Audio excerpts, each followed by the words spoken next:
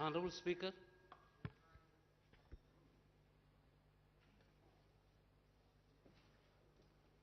Please resume.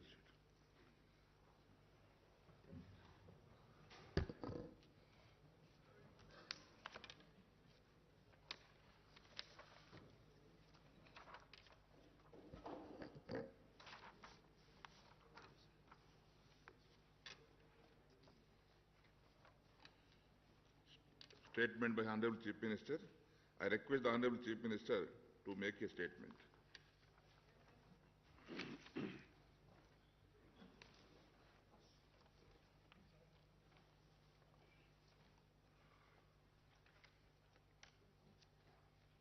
అధ్యక్ష,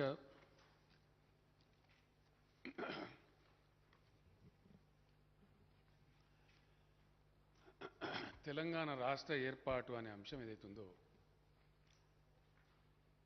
ఈ దేశ చరిత్రలోనే ఒక ప్రత్యేకమైనటువంటి ఘట్టం అధ్యక్ష. ఎందుకంటే తెలంగాణ గతంలో హైదరాబాద్ స్టేట్ రూపంలో కొంతకాలం ఒక దేశంగా, ఆ తర్వాత ఇండియన్ యూనియన్లో విలీనమైన తర్వాత ఒక రాష్ట్రంగా, ఆ తదనంతరం ఆంధ్రప్రదేశ్లో అంతర్భాగంగా ఉండే క్రమంలో నడిచినటువంటి అనేక ప్రత్యేక రాష్ట్ర ఉద్యమాలు, అందులో తమరు కూడా భాగస్వామి అధ్యక్ష. తమరు అప్పుడప్పుడు చర్చ సందర్భంగా చెప్తుంటారు. ఇంజనీరింగ్ విద్యార్థిగా మాసాప్ ట్యాంక్లో ఉంటూ నేను కూడా లాఠీ దెబ్బలు తిన్నా చంద్రశేఖర్ గారు అని చెప్పి నాతో మీరు 2-3 సార్లు తమరే అన్నారు అధ్యక్ష. 69లో జరిగిన మూమెంట్లో నేను కూడా 9th క్లాస్ కంప్లీట్ అయ్యి అప్పుడు 10th వచ్చి రిజర్వ్ పోలీసు వాళ్ళు కొట్టిన దెబ్బలు నేను కూడా పడ్డా అధ్యక్ష, ఆ సిద్దిపేట పట్టణంలో. అట్లా ఉద్యమాల పరంపర కూడా చాలా దశాబ్దాల తరబడి కొనసాగింది అధ్యక్ష. అంతులేని వివక్ష, అంతులేనటువంటి అన్యాయం జరిగి తెలంగాణ సమాజం చాలా నలిగిపోయింది అధ్యక్ష. ఒక విషయంలో కాదు, చివరికి 2014లో తెలంగాణ ఏర్పడే నాటికి మనమందరం కూడా ఆ క్షోభ బాధ అనుభవించిన వాళ్ళమే. ఆకలి చావులు, ఆత్మహత్యలు, లక్షల సంఖ్యలో వలసలు, మాకు రావాల్సిన ఉద్యోగ అవకాశాలు రావటం లేదని ఒక నిరాశలో, నిర్లిప్తతలో యువత తుపాకులు పట్టుకొని తీవ్రవాదులు అయిన సందర్భాలు, అనేకమైనటువంటి బాధతో కూడినటువంటి ఒక వివక్షతను కూడినటువంటి సందర్భం మనం చూసినాం. ఆ సమయంలో తెలంగాణ రైతులను పూర్తిగా పాతాళలోకానికి తొక్కేసినటువంటి భయంకరమైనటువంటి ప్రపంచ బ్యాంకు ఆంక్షలని, విద్యుత్ సంస్కరణ అనే పేరిట అంతులేకుండా 3 సంవత్సరాలు పెరుగుతాయని చెప్పి విద్యుత్ ఛార్జీలు పెరగటం. ఆ సందర్భంలో శాసనసభలో డిప్యూటీ స్పీకర్ హోదాలో ఉన్నటువంటి నేను, ఏదైతే అయింది ఇక తెలంగాణ ప్రజలకి ఇక రక్షణ లేదు, ఉమ్మడి రాష్ట్రంలో జరగదు న్యాయం అని చెప్పి పిడికెడు మందితో స్టార్ట్ చేసినాం అధ్యక్ష.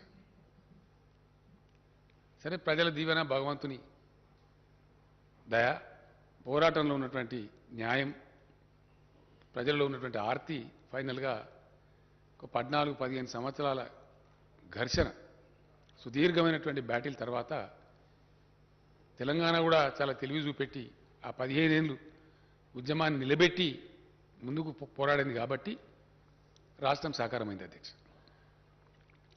రాష్ట్రం సాకారమైన తర్వాత ఆ రోజు మధుసూదనాచారి గారు తమ స్థానంలో ఉండే అధ్యక్ష, ఇదే శాసనసభలో ఇదే స్థలంలో నుంచి నేను చెప్పిన, Telangana needs to reinvent itself, Telangana needs to reorient. Telangana తనను తాను పునర్దర్శించుకోవాలి, తనను తాను నిర్వచించుకోవాలి in the context of Telangana నేపథ్యంలో, తెలంగాణ చుట్టూ అలుముకున్నటువంటి పరిస్థితులలో తెలంగాణ ఇప్పుడు తనను ఆవిష్కరించుకునే అక్కర్నని చెప్పినాం అధ్యక్ష. ఎవరు ఏమన్నా సరే అధ్యక్ష, కొంతమంది బాధ్యత ఉన్న వాళ్ళు ఉన్నారు, కొంతమంది లేని వాళ్ళు ఉన్నారు, కొంతమంది కేవలం రాజకీయాల కోసం అరాకిరి పనులు చేసే వాళ్ళు ఉన్నారు. ఈ మధ్య చూస్తా ఉన్నాం చాలా పెడదరులు రాజకీయాల్లో. నిన్న కొంతమంది పనికి మాలిన వాళ్ళు తమరి మీద కూడా కామెంట్లు చేసినారు, అవి కూడా చూసినాం. ఇట్లా ఎవరు ఏం చేసినా కూడా నేను చాలా సందర్భాల్లో బయట చెప్పిన అధ్యక్ష, సభలో కూడా చెప్పిన, మళ్ళీ ఒకసారి తమ ద్వారా గౌరవ సభ్యులకు, సభకు, సభ ద్వారా ప్రజలకు కూడా నేను మనవి చేస్తా ఉన్నా అధ్యక్ష. వేరే పార్టీలకు, వేరే వ్యక్తులకు రాజకీయాలంటే ఒక గేమ్ అధ్యక్ష. కానీ మాకు టీఆర్ఎస్ పార్టీకి రాజకీయాలంటే ఒక టాస్క్, పవిత్రమైన కర్తవ్యం. మేము ఏది తీసుకున్నా అట్లా సీరియస్గా తీసుకుంటాం అధ్యక్ష. ఎందుకంటే ఈ రాష్ట్రం తెచ్చిన వాళ్ళం మేము. ఇలా చాలా చాలా పొడుగు ఎత్తు అడ్డం మాట్లాడే వాళ్ళందరూ ఆ రోజు ఎక్కడ ఉన్నారో ఏం చేసినారో ప్రజలకు తెలుసు. మేమేం చేసినామో కూడా ప్రజలకు తెలుసు. పేగులు దిగేదాకా ఈ పక్కన వ్యక్తులు ఇదే శాసనసభలో ఎట్లా కొట్లాడినరో, బయట ఎట్లా కొట్లాడినరో, ఎన్ని లాఠీ దెబ్బలు తిన్నారో, ఎన్ని జైల్లోకి పోయినరో. నిన్న మొన్నటి దాకా అధ్యక్ష, నిన్న మొన్నటి దాకా కూడా రైల్వే కేసులు ఎదుర్కొన్నారు మంత్రులు, చాలామంది మినిస్టర్లు. అట్లాంటి పోరాటం చేసి తెచ్చినాం. తెచ్చిన దాన్ని ఎవరో ఏదో చెప్తే, ఇంకోటి మేము చేసే పనిలో మా యొక్క ఏకాగ్రతను దెబ్బతీసే డిట్రాక్టర్స్ వ్యక్తిగతంగా నన్ను కూడా నిందించారు అధ్యక్ష. సరే చిల్లరగాలను వదిలిపెట్టినాం, ఏనుగు పోతే చిన్న చిన్నవి అరుస్తూ ఉంటాయని వదిలిపెట్టినాం. మాకేం చేతగా కాదు, లేకపోతే మాకు సభ్యులు లేక కాదు, లేక శక్తి లేక కాదు. మా ఏకాగ్రత దెబ్బతినకూడదు కాబట్టి, మా లక్ష్యం తెలంగాణ ప్రజలు ఫెయిల్ కావద్దు కాబట్టి, ప్రజలు వాళ్ళ గుండె కోసి మా చేతిలో పెట్టిండ్రు కాబట్టి, బాధ్యతగా ఈ రాష్ట్రాన్ని తీసుకొని పోవాలి కాబట్టి పోతా ఉన్నాం. అందులో మేము సఫలీకృతమైన అధ్యక్ష. ఉద్యమం జరిగిన సందర్భంలో ప్రధానమైనటువంటిది ఏంటంటే నీళ్లు, నిధులు, నియామకాలు. ఆ రోజు ఇంకా చాలా ఉన్నాయి, కానీ అస్తిత్వం ఉంది, సంస్కృతి ఉంది, భాష పరిరక్షణ ఉంది, అవన్నీ కూడా ఉన్నాయి. వాటితో పాటు ప్రధానమైనది ఏంటంటే మనిషికి నీళ్లు, నిధులు, ఈ మూడు కూడా ముఖ్యమైన నియామకాలు, ఉద్యోగాలు. తెలంగాణ ఉద్యోగం తెలంగాణకు రాదు, తెలంగాణ నీళ్లు తెలంగాణకు దక్కాయి, తెలంగాణ నిధులు మొత్తం తరలిపోతాయి.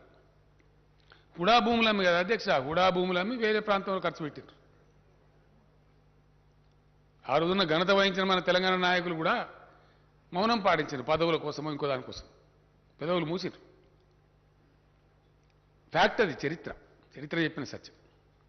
అందువలన వాళ్ళు ఇష్టం వచ్చినట్టు ప్రహారం చేసిన వాళ్ళు జరిగింది. మూడు విషయాలు ప్రధానంగా భాషా పరిరక్షణ జరిగింది అధ్యక్ష. ఇలా తెలంగాణ భాష పెడితేనే సినిమా హీరో క్లిక్ అవుతున్నాడు తెలుగు సినిమాలో. ఒకప్పుడు జోకర్లో పెట్టింది. తెలంగాణ సంస్కృతి, బతుకమ్మ, బోనాలు, పోచమ్మ ఎంత వైభవంగా మా శ్రీనివాస్ యాదవ్ గారు నాతో ఎంత కొట్లాడతారో, మా హైదరాబాద్ నగర నాయకులు, మా దానం నాగేంద్ర వీళ్ళంతా, శాసనసభ్యులంతా వచ్చి సార్ 10 కాదు 15 కోట్లు కావాలి, 20 కోట్లు కావాలి, ఇంకా గుళ్ళకు ఎక్కువేయాలి, అర్చకులు కూడా మా గుళ్ళకు ఎక్కువేయాలి, ధూపదీప నైవేద్యం ప్రతి గుడికి ఇవ్వాలి. కలిగింది కాబట్టి కొట్లాడుతున్నారు, తీసుకుపోతున్నారు, పెడుతున్నారు, ప్రజలు సంతోషంగా అన్ని సంబరాలు చేసుకుంటున్నారు. తెలంగాణ భాష, సంస్కృతి, తెలంగాణ వైభవం, తెలంగాణ పండగలు ఎక్కడిది అధ్యక్ష అడిగితే మాట్లాడే దిక్కు. సేవాలాల్ మహారాజ్ జయంతిని అధికారికంగా జరుపుతున్నాం, సమ్మక్క సారక్క జయంతి జరుపుతున్నాం, ఎన్నో పండుగలు అధికారికంగా జరుపుతున్నాం బాజాప్తాగా. వాటిని రక్షించుకున్నాం. అట్లనే నీళ్ళల్లో వాటర్ తెచ్చుకున్నాం అధ్యక్ష. ఎంత బ్రహ్మాండంగా తెచ్చుకున్నాం అంటే కొట్లాడుతున్నాం, ఇంకా కొట్లాడుతున్నాం, పోరాటం కంటిన్యూ అవుతుంది. బట్ ఇప్పటికే నేనే వాదించిన అధ్యక్ష, సమైక్య రాష్ట్ర ముఖ్యమంత్రులతో వేస్ట్ పోతున్నాయా గోదావరిలో నీళ్లు, మాకు ఇస్తేం బాయ్, వాళ్ళు ఇయ్యలే, మేము తెచ్చి చూపించినాం. ఇయ్యాల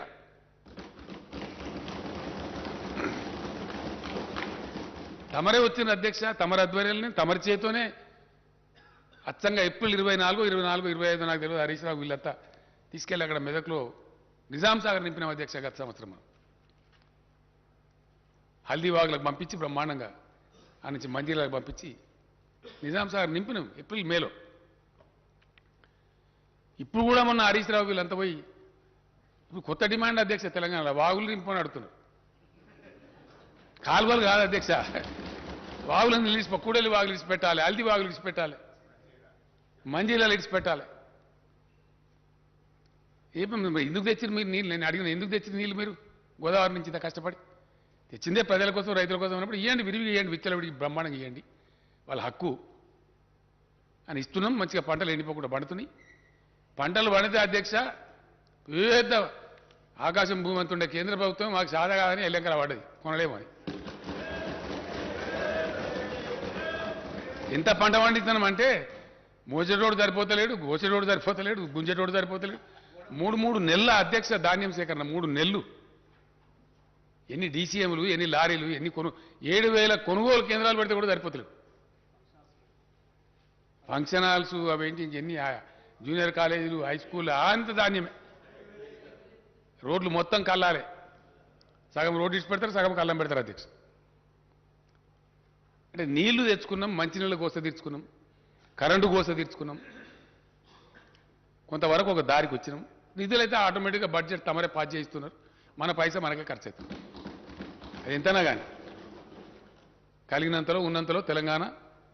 సరే, అది నిన్న ఆర్థిక మంత్రి గారు చెప్పారు, మళ్ళీ ఇప్పుడు చర్చ కూడా ఉంది, సభ్యులు మాట్లాడతారు, మంత్రి గారు సమాధానం చెప్తారు. బెస్ట్ పర్ఫార్మింగ్ స్టేట్ కింద ఉన్నాం. ఒక్క రూపాయి కూడా వేస్ట్ పోకుండా తెలంగాణ రూపాయి తెలంగాణకి ఖర్చు అవుతారు. నీళ్లలో చాలా వరకు సఫలీకృతమైనం, ఇంకా కావాల్సిన అక్కడ ఉంది, అంతిమ పోరాటాలు కొన్ని ఉన్నాయి, వాటాలు తేల్చే అక్కర్నది చాలా బలంగా కొట్లాడుతున్నారు మనోళ్ళు. నిధుల విషయానికి వస్తే బడ్జెట్ మన బడ్జెట్ మనకే పాస్ అవుతుంది, మన పైసా మనకే ఖర్చు అవుతుంది. సార్థకమైంది నియామకాలు. ఈ నియామకాలకు సంబంధించి అధ్యక్ష, ఉద్యోగాలకు సంబంధించి ఆంధ్రప్రదేశ్ రాష్ట్రం వాళ్ళకి అక్కసు విపరీతమైనటువంటి అర్ధరహితమైనటువంటి అనవసరమైనటువంటి వివాదాలు. కరెంటు ఉద్యోగస్తుల పంచాయతీ అధ్యక్ష సుప్రీంకోర్టు దాకా పోయింది, ఇయ్యాలటి దిగలే.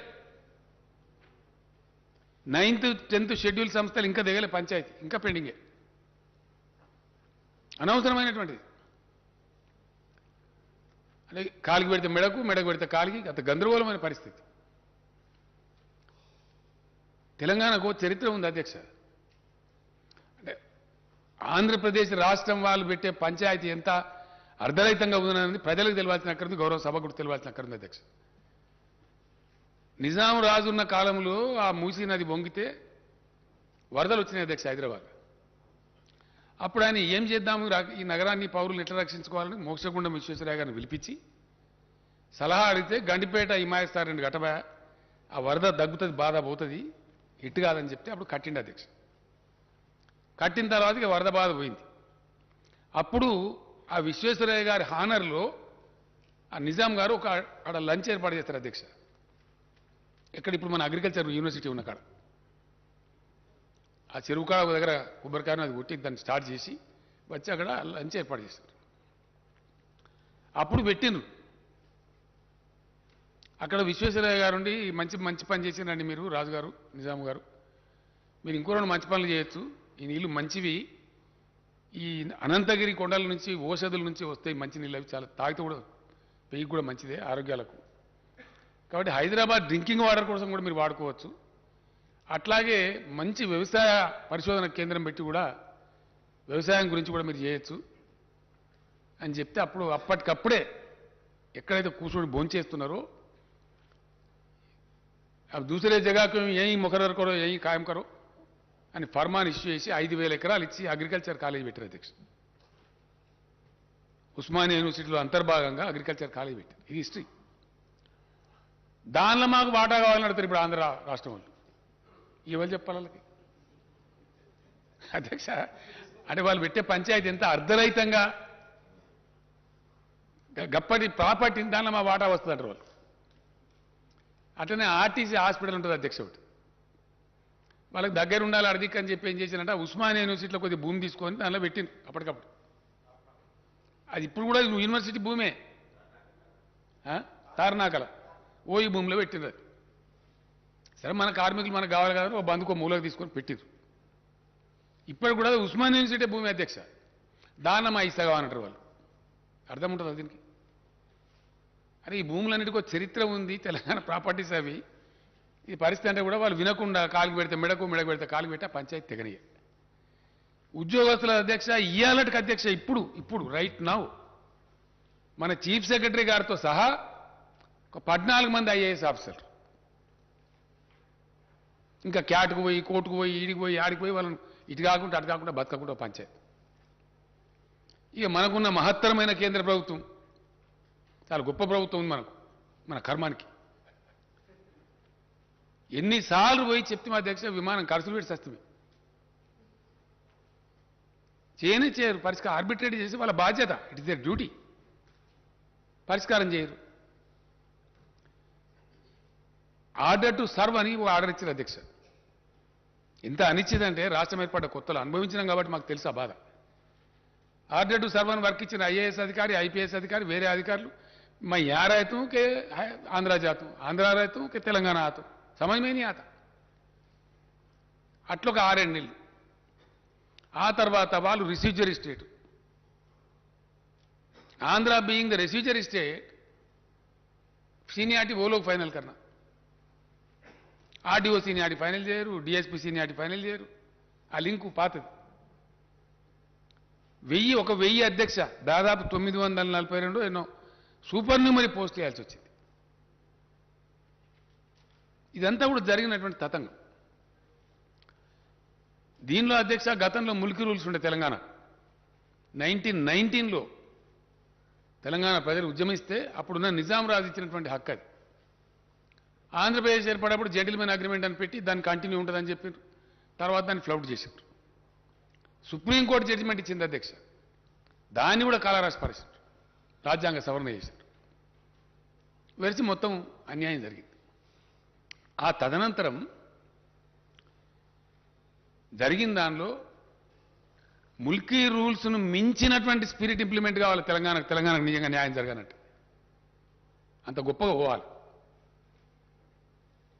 ఈ తతంగం అంతా జరిగి రాష్ట్రము అలా గెలవడము, ఉద్యమాలు జరగడం, ఆ ఉద్యమాలు అయిపోయి మళ్ళీ ఇప్పుడు రాష్ట్రం రావడం, ఆ తర్వాత ఏం జరగాలి అధ్యక్ష? మళ్ళా పటిష్టవంతమైనటువంటి రాష్ట్రపతి ఉత్తర్వులు రావాలి. శాశ్వత ప్రయోజనం చేకూరాలి. 1 దినం 2 దినాలు 3 దినాలు ఇవాళ రేపు ఆగమాగం కాదు కదా అధ్యక్ష. అందుకే నేను అన్నా, politics for TRS is a task, not a game. మా దృక్కోణం అట్లా ఉంటుంది, మా దృష్టికోణం అట్లుంటుంది. 2 రోజులు ఆలస్యమైనా దేరాయ దురుస్తాయి అన్నట్టు మంచిగా రావాలి, మంచిగా జరగాలి, పక్కా జరగాలి పని. ఆ కోణంతో పనిచేసినాం. మేము చేస్తూ కూడా ఏం చేసినాం, ఆంధ్ర వివాదం పరిష్కరించకున్నా మేము దాదాపుగా 1,12,000 కొత్త పోస్టులు మంజూరు చేసి 1,56,000 ఉద్యోగాలు నోటిఫై చేసినాం అధ్యక్ష. అందులో 1,33,942 ఉద్యోగాలు భర్తీ అయినాయి. మిగిలిన 22,000 చిల్లర ఉద్యోగాలు ప్రాసెస్ నడుస్తూ ఉంది. అది జరుగుతుంది.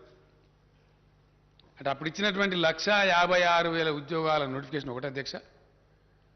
ఆ తదనంతరం రాష్ట్రపతి ఉత్తర్వులు తీసుకురావడానికి పోతే మేము అడిగినాం, మేము ఎవరితోనైతే విడిపోయినామో, ఎవరితోనైతే వేరుబడి రాష్ట్రమైనామో, మాకు రేపు ప్రమాదం కూడా వాళ్ళతోనే ఉంటుంది కాబట్టి ఆ రక్షణ మాకు కావాలి. కాబట్టి మాకు మరాఠాలతోనో కర్ణాటకలతోనో కాదా బాబు, మా భాష వాళ్ళ భాష ఒకటే కాబట్టి మాకు ప్రమాదం ఉంటుంది. కాబట్టి ఖచ్చితంగా మాకు రక్షణ కావాలని చెప్పి రూల్స్ అన్ని తయారు చేసి ప్రెసిడెన్షియల్ ఆర్డర్, కొత్త రాష్ట్రపతి ఉత్తర్వులు సవరణ చేసి క్యాబినెట్ ఆమోదం చేసి పంపినాం. దానివల్ల పెండింగ్ పెట్టారు అధ్యక్ష కేంద్రంలో సుమారు ఒక ఏడాది.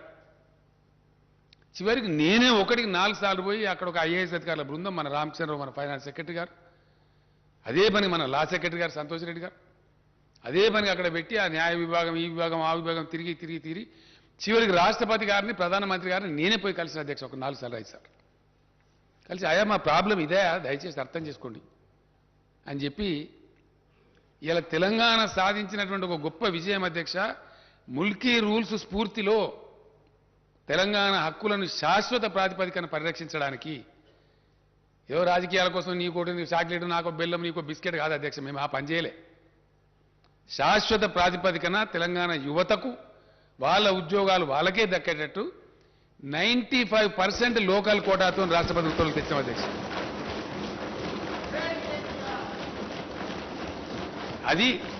అది మేము చేసింది.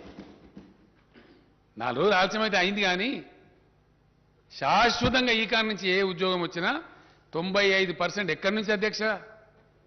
గతంలో స్టేట్ లెవెల్ పోస్టులను పెట్టి మొత్తం కొట్టేశారు. ఇలా అటెండర్ పోస్టు నుంచి ఆర్డీఓ పోస్టు దాకా 95% లోకల్స్కే వస్తుంది. Only 5% non local. ఆ 5%లో కూడా మళ్ళీ 3%, 4%, 2% మనకే వస్తుంది అధ్యక్ష, ఓపెన్ కోటాలో. గతంలో ఏం చేసింది మోసం అంటే 20% నాన్ లోకల్ కోటా అని పెట్టారు అధ్యక్ష. అసలు నాన్ లోకల్ కోటా లేదు. నాన్ లోకల్ కోటా అని దాన్ని లోకల్స్కి అవకాశం ఇవ్వకుండా తెలంగాణ ఉద్యోగాలు కొట్టేసింది. రెసిడెన్షియల్ స్కూళ్ళు వగైరా ఇవన్నిటినీ అవి సొసైటీలు అని పేరు పెట్టి సొసైటీకి రాష్ట్రపతి ఉత్తర్వులు వర్తించవని అట్లా కూడా మోసం చేశారు. అన్ని కొట్టిపడేసాం అధ్యక్ష. ఒక్క సెక్రటేరియట్కి, ఎందుకంటే సెక్రటేరియట్కు వివిధ సర్వీసుల నుంచి వివిధ ఫీడర్ల నుంచి మన తెలంగాణ ఉద్యోగుల్ని తీసుకుంటారు కాబట్టి అది ఒక్క బాడీ చిన్న తప్ప మిగతా అన్నీ కూడా 95% లోకల్ అధ్యక్ష. Only 5% open quota, non local. అందులో మన లోకల్స్ కంపీట్ చేయొచ్చు. అట్లా ఇంచుమించుగా 97, 98%, 99% కలిసి అయితే 100% మన పిల్లలకే ఉద్యోగాలు వచ్చేటట్టు ఏర్పాట్లు చేసినాం. ఈ ఆంధ్ర పెట్టే పంచాయతీ దిగడానికి నిన్న మొన్న దాకా తెగలేదు అధ్యక్ష. గత సంవత్సరం డిసెంబర్ కొద్ది రోజుల ముందు చివరికి ఆ 400-500 పోస్టులు పోలీసు డిఎస్పీలు అయ్యి ఆర్డీఓలు అవన్నీ సూపర్ న్యూమరీ ఇచ్చిన తర్వాత ఆ సీనియార్ల పంచాయతీ కూడా తెగి వాళ్ళకి మనకు గవర్నమెంట్ ఉద్యోగస్తుల కాడికి అయింది. అయిన తర్వాత ఉత్తర్వులు, రాష్ట్రపతి ఉత్తర్వులు తీసుకొచ్చి వాటిని జారీ చేసి డిసెంబర్లో జీవోలు ఇచ్చినాం ఉద్యోగులను. ఎందుకంటే ఎప్పుడు తేలితే అధ్యక్ష ఖాళీలు కంప్లీట్గా పూర్తిస్థాయి అవగాహన ఖాళీల మీద రావాలంటే, రాష్ట్రపతి ఉత్తర్వులు కంప్లీట్ అమలు కావాలంటే ఎప్పుడు పాసిబుల్ అవుతుంది? ఉన్న ఉద్యోగస్తులు డివైడ్ కావాలి. కొత్త జోన్ల ప్రకారం, కొత్త డివిజన్ల ప్రకారం, కొత్త జిల్లాల ప్రకారం. జిల్లా క్యాడర్ జిల్లాకు, జోనల్ క్యాడర్ జోనాలకు, మల్టీ జోనల్ అంటే స్టేట్ లెవెల్ పోస్ట్ మేము మల్టీ జోనల్ అంటున్నాం, మల్టీ జోనల్కు ఆ అలాట్మెంట్ చేసినారు. దాని మీద ఇష్యూ చేసిందే 317. ఇది అర్థం కాక అదేందో మేము ఉద్యోగుల వ్యతిరేకం పోయినామన్నట్టు కొంతమంది, కొన్ని పార్టీలు అది ఏం తోకదలో తల తెలియదు, బాధ్యత లేదు, నెత్తి లేదు, కత్తి లేదు, రోడ్ల మీద పడి వీరంగాలు. సరే న్యాయస్థానాలకు పోయినారు, ఏదేది చేస్తారో అవన్నీ చేస్తారు. అప్పుడు మేము కఠినంగా దాన్ని ఇంప్లిమెంట్ చేసినాం. ఎందుకంటే పాపం బయట పిల్లలు మాకు ఉద్యోగం వస్తుంది కదా, గ్రూప్ 1 నోటిఫై చేయలేకపోయినాం, పంచాయతీ దగ్గర గ్రూప్ 2 చేయలే, గ్రూప్ 3 చేయలే, ఇప్పుడు అన్నీ నోటిఫై చేయాలి సమగ్రంగా. కాబట్టి వేసి ఉన్నాం. మొన్న డిసెంబర్లో అలాట్మెంట్ చేసిన తర్వాత ఎక్కడో అక్కడ సర్దుకున్నారు. సరే ఫైనల్గా సార్ మాకు మ్యూచువల్ అవకాశం ఏంటంటే సార్ అది కూడా ఇచ్చిండ్రు. అది చీఫ్ సెక్రటరీ గారే స్వయంగా చూస్తున్నారు. వాళ్ళు అడిగిన కదా, సరే వాళ్ళు ఇష్టం ఉంటే పెట్టుకొని మనకు పోయేది ఏముందని ఇచ్చినాం. అయిపోయినాయి. ప్రమోషన్లు కూడా ఆల్మోస్ట్ అందరికి ఇచ్చేసినాం. ఒక టీచర్ల లేదా ఉందని చెప్పారు, అది కూడా నిన్న నేను చీఫ్ సెక్రటరీ గారికి ఆదేశం ఇచ్చిన, ఇమీడియట్ కంప్లీట్ చేయమని చెప్పి అయిపోయింది. ఫైనల్గా అధ్యక్ష, ఒక రాష్ట్రం కానీ ఒక దేశం కానీ ప్రగతి పథంలో అద్భుతాలు ఆవిష్కరించాలి, గొప్ప ఫలితాలు రాబట్టానంటే ప్రజాప్రతినిధులుగా ఉన్నటువంటి మనం కానీ, పొలిటికల్ బ్యూరోక్రసీ కానీ, అఫిషియల్ బ్యూరోక్రసీ కానీ సంతోషంగా ప్రేమతోని హ్యాండ్ ఇన్ హ్యాండ్ పనిచేయాలి, ప్రేమ భావకంతో పనిచేయాలి, చాలా గొప్పగా పనిచేయాలి. కాబట్టి వాళ్ళు కూడా మంచి సంతోషపూర్వకంగా ఉల్లాసంగా పనిచేస్తే చాలా మంచి ఫలితాలు వస్తాయి. ఆ ఫలితాలు మేము రాబట్టినాం అధ్యక్ష తెలంగాణలో. Yes, definitely we are a better administrating state, we are a better performing state. అందుకోసం రిజల్ట్స్ వచ్చినాయి 100%. వాటిగానే పెరుగుతుంది అధ్యక్ష. జిఎస్డిపి నోట్ల మాట ఎందుకో మహారాష్ట్ర పెరుగుతలేదు, ఇంకో పెద్ద డంబాచారం కూడా గుజరాత్ ఎందుకో పెరుగుతలేదు. ఎప్పుడో సెటిల్డ్ స్టేట్స్ అధ్యక్ష అవన్నీ. ఇలా తమిళనాడు, కర్ణాటక, మహారాష్ట్ర, గుజరాత్ గొప్ప manufacturing states, highly settled states. 50, 60, 70 ఏళ్ళుగా రాష్ట్రాలుగా జీవిక కొనసాగిస్తున్న రాష్ట్రాలు. వాటన్నిటిని తోసిరాజని తలదని ఇలా Telangana number 1 per capital GSDP. Yes, ఇప్పుడు ఏదో ఆశామాచిగా రోడ్ల మీద మస్తుగా మాట్లాడదు అధ్యక్ష, దానికేమున్నది? ప్లాట్ఫామ్ స్పీచ్లు మేము కూడా కొట్టగలుగుతాం మస్తుగా. ఇది వాస్తవం కాదా? ఇన్ని మేము ఆంధ్ర సృష్టించే అర్ధరహితమైన వివాదాలు ఎదుర్కొంటూ నిష్క్రియాపరంగా వ్యవహరిస్తున్నటువంటి కేంద్ర ప్రభుత్వ నిర్లక్ష్య వైఖరి, తెలంగాణ వ్యతిరేక వైఖరిని కూడా భరిస్తూ ఇవన్నీ సాధించినాం అధ్యక్ష. ఎస్, డెఫినెట్గా సాధించినాం పాజిటివ్గా. ఇలా లోన్లీ స్టేట్ అధ్యక్ష, ఒకటే ఒక్క రాష్ట్రం తెలంగాణలో, ఏకైక రాష్ట్రం 24 గంటలు అన్ని రంగాలకు గంట బజాయించి క్లీన్ పవర్ ఇచ్చే రాష్ట్రం తెలంగాణ కాదా అధ్యక్ష? పెద్ద పెద్ద నోరు పెట్టుకొని మాట్లాడతారు చాలా మంది. రమ్మని, ఏ రాష్ట్రం ఇస్తారు రమ్మని మాట్లాడదాం. ఇండియాలో ఒక్క తెలంగాణ తప్ప ఉన్నదా ఇంకో రాష్ట్రం? ఇది మా ఘనత కాదా? దీన్ని ఒప్పుకునే సంస్కారం ఉండద్దా అధ్యక్ష? ఇట్లా చేసుకుంటూ వచ్చి ఉద్యోగస్తులది కూడా ఇప్పుడు కూడా తెగలే అధ్యక్ష. ఇంకా పంచాయతీ ప్రభుత్వ ఉద్యోగుల కాడికి తెగింది 9th షెడ్యూల్ 10th షెడ్యూల్ ఇంకా తెగలే. అది తెగితే ఆడో 20-30 వేలు వస్తాయి పాపం పిల్లలకు. తెగలేదని మేము ఊకోలేదు అధ్యక్ష. కరెంటు ఉద్యోగస్తులది విపరీతమైన పేచీలు పెట్టి పంచాయతీ పెడితే కూడా గత పాలకులు, సమైక్య పాలకులు ఒక పెద్ద ఘోరమైన అన్యాయం చేసిండ్రు. ఎలక్ట్రిసిటీ డిపార్ట్మెంట్లో పనిచేసిన పిల్లలకు సబ్ స్టేషన్ల కాడ పెట్టి వాళ్ళని అర్ధాకలతో చంపి నాశనం పట్టించారు వాళ్ళు. అట్లాంటి వాళ్ళకి ఎంతమందికి అధ్యక్ష మేము 22,722 మంది పిల్లలను ఎలక్ట్రిసిటీలో రెగ్యులరైజ్ చేస్తాం. మేము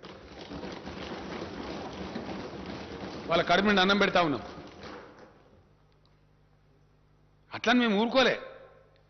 1.5 లక్ష పోస్టులు 1,55,000 నోటిఫై చేసినాం, 1,33,000 రిక్రూట్ చేసినాం, ఇంకో 20,000 ప్రాసెస్ జరుగుతూ ఉంది. అటు కరెంటు వాళ్ళ పిల్లలను ఉద్యోగస్తులు చేసినాం. అన్నిటిని మించి అధ్యక్ష, ఇది కూడా చరిత్ర, ఫ్యాక్ట్, అన్నిటిని మించి మేము ఎంప్లాయీ ఫ్రెండ్లీ గవర్నమెంట్ అని ప్రకటించుకున్నాం అధ్యక్ష. Yes, we are friendly. ఒక దుర్మార్గమైన విధానం సమైక్య పాలకులు చేసినారు. కాంట్రాక్ట్ ఉద్యోగం, కడుపు కొట్టే పని.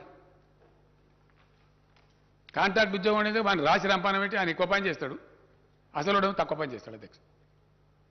అసలు ఉద్యోగం అంటే ఎక్కువ పని చేస్తాడు కానీ ఆయనకు జీతం సరిగ్గా, సౌకర్యం సరిగా ఉండదు. మేము దాన్ని రద్దు చేసినాం. కాంట్రాక్ట్ ఎంప్లాయీస్ అవసరం లేదు రాష్ట్రంలో అని చెప్పినాం. చాలా కొంతమంది పుణ్యాత్ములు పార్టీలో పోయినాయి అధ్యక్ష కోర్టు. తర్వాత మేము కూడా న్యాయ పోరాటం చేసినాం. నేను చదువుతున్నా స్టేట్మెంట్లో చెప్తా బాగా ఆఫిషియల్ చేసి గెలిచినాం. ఇట్లా మేము ఊరుకోలేదు అధ్యక్ష. నిజంగా హైయెస్ట్ పేడ్ ఎంప్లాయీస్ ఎవరి అలా ఇండియాలో తెలంగాణ ఎంప్లాయీస్.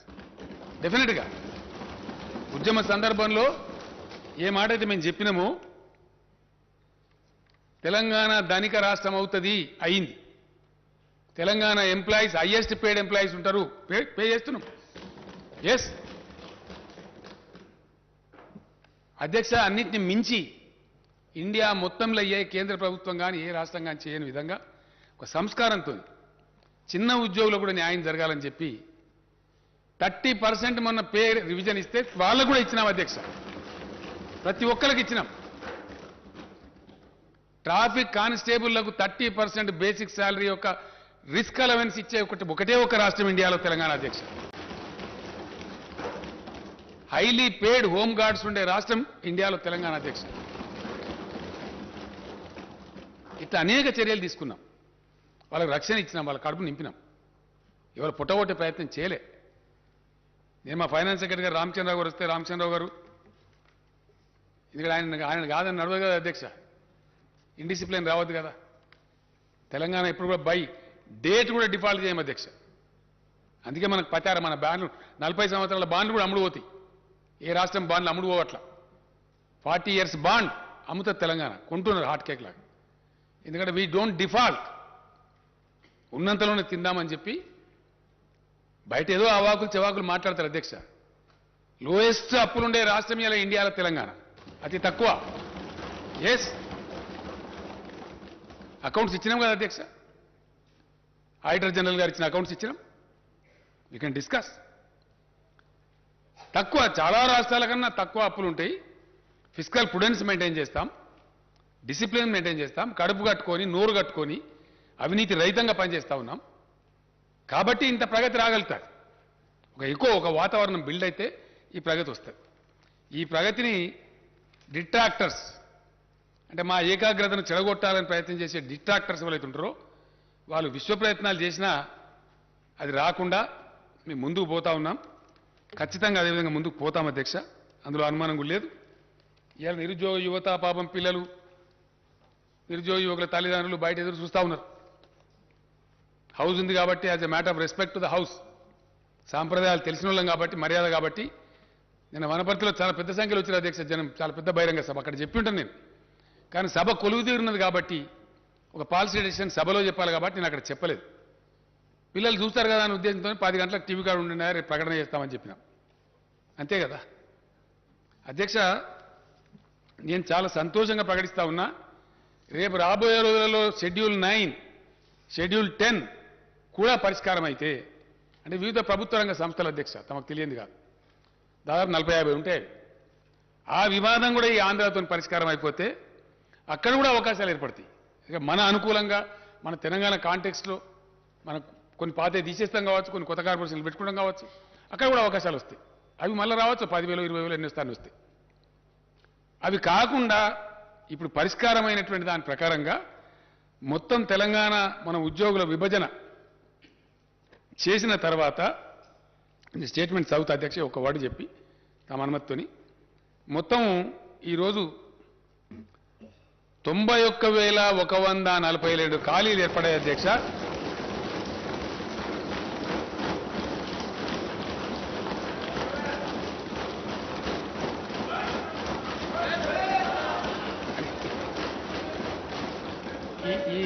ఈ 91,142 ఉద్యోగాలకు ఈ రోజు నుంచే మొత్తం నోటిఫై చేసేస్తారు అధ్యక్ష, టుడే ఇట్ సెల్ఫ్.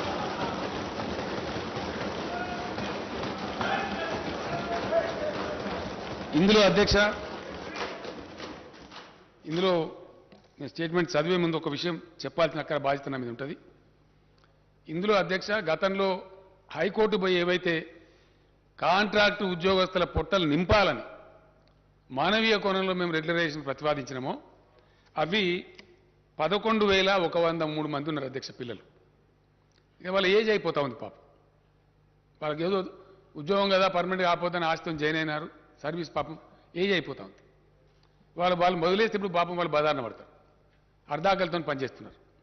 వాళ్ళు ఊరికి కోరుతున్నారు. మొన్ననే హైకోర్టు కూడా పర్మిషన్ ఇచ్చింది అధ్యక్ష, గత డిసెంబర్లోనే. ఈ వివాదం అయిపోతే చేద్దాం అనుకున్నాం. ఈరోజు నేను అధికారికంగా ప్రకటిస్తా ఉన్నా, ఇందులో 11,103 కాంట్రాక్టు ఉద్యోగులందరినీ కూడా రెగ్యులరైజ్ చేస్తా ఉన్నాం అధ్యక్ష.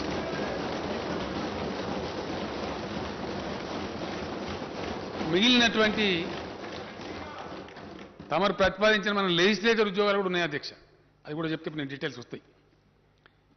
80,039 ఉద్యోగాలకు తక్షణం ఈ రోజు నుంచే సంబంధిత శాఖలకు నోటిఫికేషన్లు ఇష్యూ అయితే అధ్యక్ష.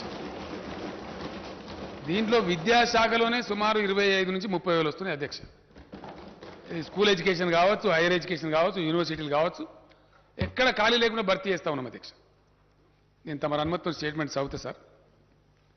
అధ్యక్ష, తెలంగాణ పోరాట నినాదమే నీళ్లు, నిధులు, నియామకాలు. రాష్ట్రం ఏర్పడిన తర్వాత తెలంగాణ నిధులు తెలంగాణకే దక్కుతున్నాయి. తెలంగాణ అవసరాలకు తగినట్టుగా సాగునీటి ప్రాజెక్టులు నిర్మించుకుంటూ ఉన్నాం. నియామక ఇవ్వండి, వాళ్ళకి ఇవ్వలేదండి.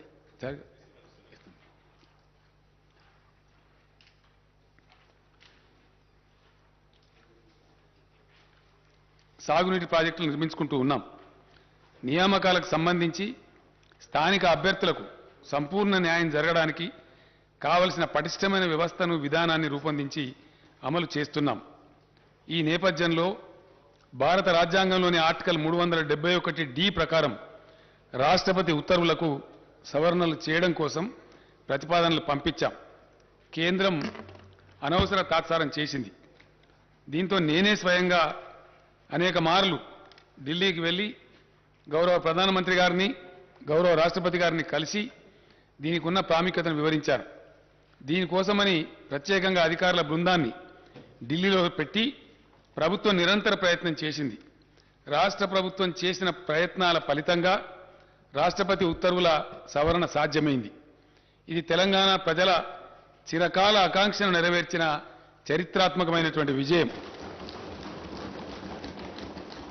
తెలంగాణ ప్రభుత్వం కృషి వల్ల ఇక నుంచి ప్రభుత్వ ఉద్యోగాలలో అత్యంత దిగువ స్థాయి క్యాడర్ నుంచి ఉన్నత స్థాయి క్యాడర్ దాకా అంటే అటెండర్ నుంచి ఆర్డీఓ దాకా స్థానిక అభ్యర్థులకు 95% రిజర్వేషన్ అమలవుతుందని తెలియజేయడానికి నేను సంతోషిస్తూ ఉన్నాను. దేశంలో స్థానికులకు ప్రభుత్వ ఉద్యోగ నియామకాల్లో 95% రిజర్వేషన్ సాధించిన ఒకే ఒక్క రాష్ట్రం తెలంగాణ రాష్ట్రం అధ్యక్ష. అర్ధ శతాబ్దం పాటు తెలంగాణకు జరిగిన అన్యాయ పరంపరను టీఆర్ఎస్ ప్రభుత్వం అంతం చేయగలిగింది అని చెప్పడానికి నేను గర్విస్తా ఉన్నాను. కొత్తగా సాధించుకున్న రాష్ట్రపతి ఉత్తర్వుల మేరకు స్థానిక అభ్యర్థులకు రిజర్వేషన్ శాతం పెరగటమే కాకుండా స్థానిక రిజర్వేషన్ పరిధిలోకి వచ్చే పోస్టుల సంఖ్య కూడా గణనీయంగా పెరిగింది.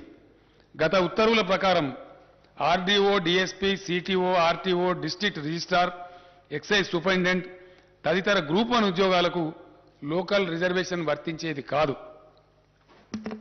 కానీ ఇప్పుడు ఇవన్నీ కూడా లోకల్ రిజర్వేషన్ల పరిధిలోకే తీసుకొచ్చాం. గతంలో ఉన్న రాష్ట్రపతి ఉత్తర్వుల ప్రకారం 60 నుంచి 80% వరకు మాత్రమే లోకల్ రిజర్వేషన్ పరిధి ఉండేది. ఇప్పుడు అన్ని పోస్టులకు 95% లోకల్ రిజర్వేషన్ వర్తిస్తుంది అధ్యక్ష. స్థానిక అభ్యర్థులు తమ స్వంత జిల్లా, స్వంత జోన్, మల్టీ జోన్లలో 95% రిజర్వేషన్ సౌకర్యాన్ని కలిగి ఉండడమే కాక ఇతర జిల్లాలు, జోన్లు, మల్టీ జోన్లలో 5% ఓపెన్ కోటాకు ఉద్యోగాలకు పోటీ పడవచ్చు. స్థానిక అభ్యర్థులు తమ జిల్లాలో జిల్లా క్యాడర్ పోస్టులకు, తమ జోన్లోని జోనల్ క్యాడర్ పోస్టులకు అర్హత కలిగి ఉంటారు. నిరుద్యోగ యువత ఆయా ఉద్యోగాలకు పోటీ పడటానికి గతం కన్నా ఎక్కువ అవకాశాలు లభిస్తాయని తెలియజేస్తున్నాను. 7 జోన్లు, 33 జిల్లాల వారీగా ఉద్యోగ నియామకాలు చేపట్టడం వల్ల రాష్ట్రంలోని మారుమూల ప్రాంతాల్లో ఉద్యోగ ఖాళీలు, సిబ్బంది కొరత వంటి సమస్యలు తీరుతాయి. కొత్త రాష్ట్రం ఆవిర్భావం అనేది భౌగోళిక విభజనతో పాటు ఉద్యోగులు, ఆస్తుల విభజనతో కూడుకున్న ప్రక్రియ. ప్రభుత్వ సంస్థలు మాత్రమే కాక ఆంధ్రప్రదేశ్ పునర్వ్యవస్థీకరణ చట్టంలోని 9, 10 షెడ్యూళ్ల కింద పేర్కొన్న ప్రభుత్వ పరిధిలోని వివిధ వాణిజ్య సంస్థలు, ఇతర సంస్థలకు చెందిన ఆస్తులు, ఉద్యోగాల విభజన కూడా ముడిపడి ఉంది.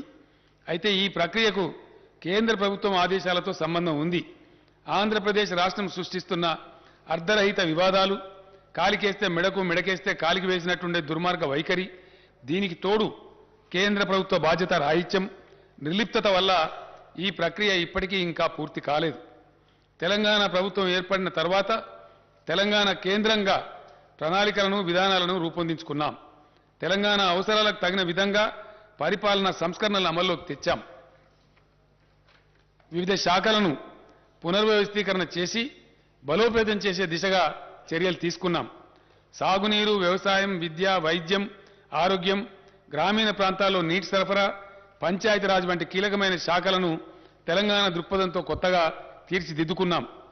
తెలంగాణ ప్రభుత్వ పరిపాలన సజావుగా సాగడం కోసం అవసరమైన 1,12,307 కొత్త పోస్టులను మంజూరు చేసింది. దీంతో పాటు రాష్ట్రంలో ఖాళీగా ఉన్న పోస్టులను గుర్తించి మొత్తం 1,56,254 పోస్టులు భర్తీ చేయాలని నిర్ణయించి ఇప్పటి వరకు 1,33,942 పోస్టులను భర్తీ చేసింది. మిగిలిన పోస్టుల భర్తీ ప్రక్రియ కొనసాగుతూ ఉన్నది. కొత్తగా ఏర్పడిన మల్టీ జోన్ల వివరాలు ఈ కింది విధంగా ఉన్నాయి. జోన్ 1 కాళేశ్వరం జోన్ అధ్యక్ష, ఆసిఫాబాద్, అంటే ఇందులో ఉన్న జిల్లాల పేర్లు నేను చెప్తా ఉన్నా అధ్యక్ష.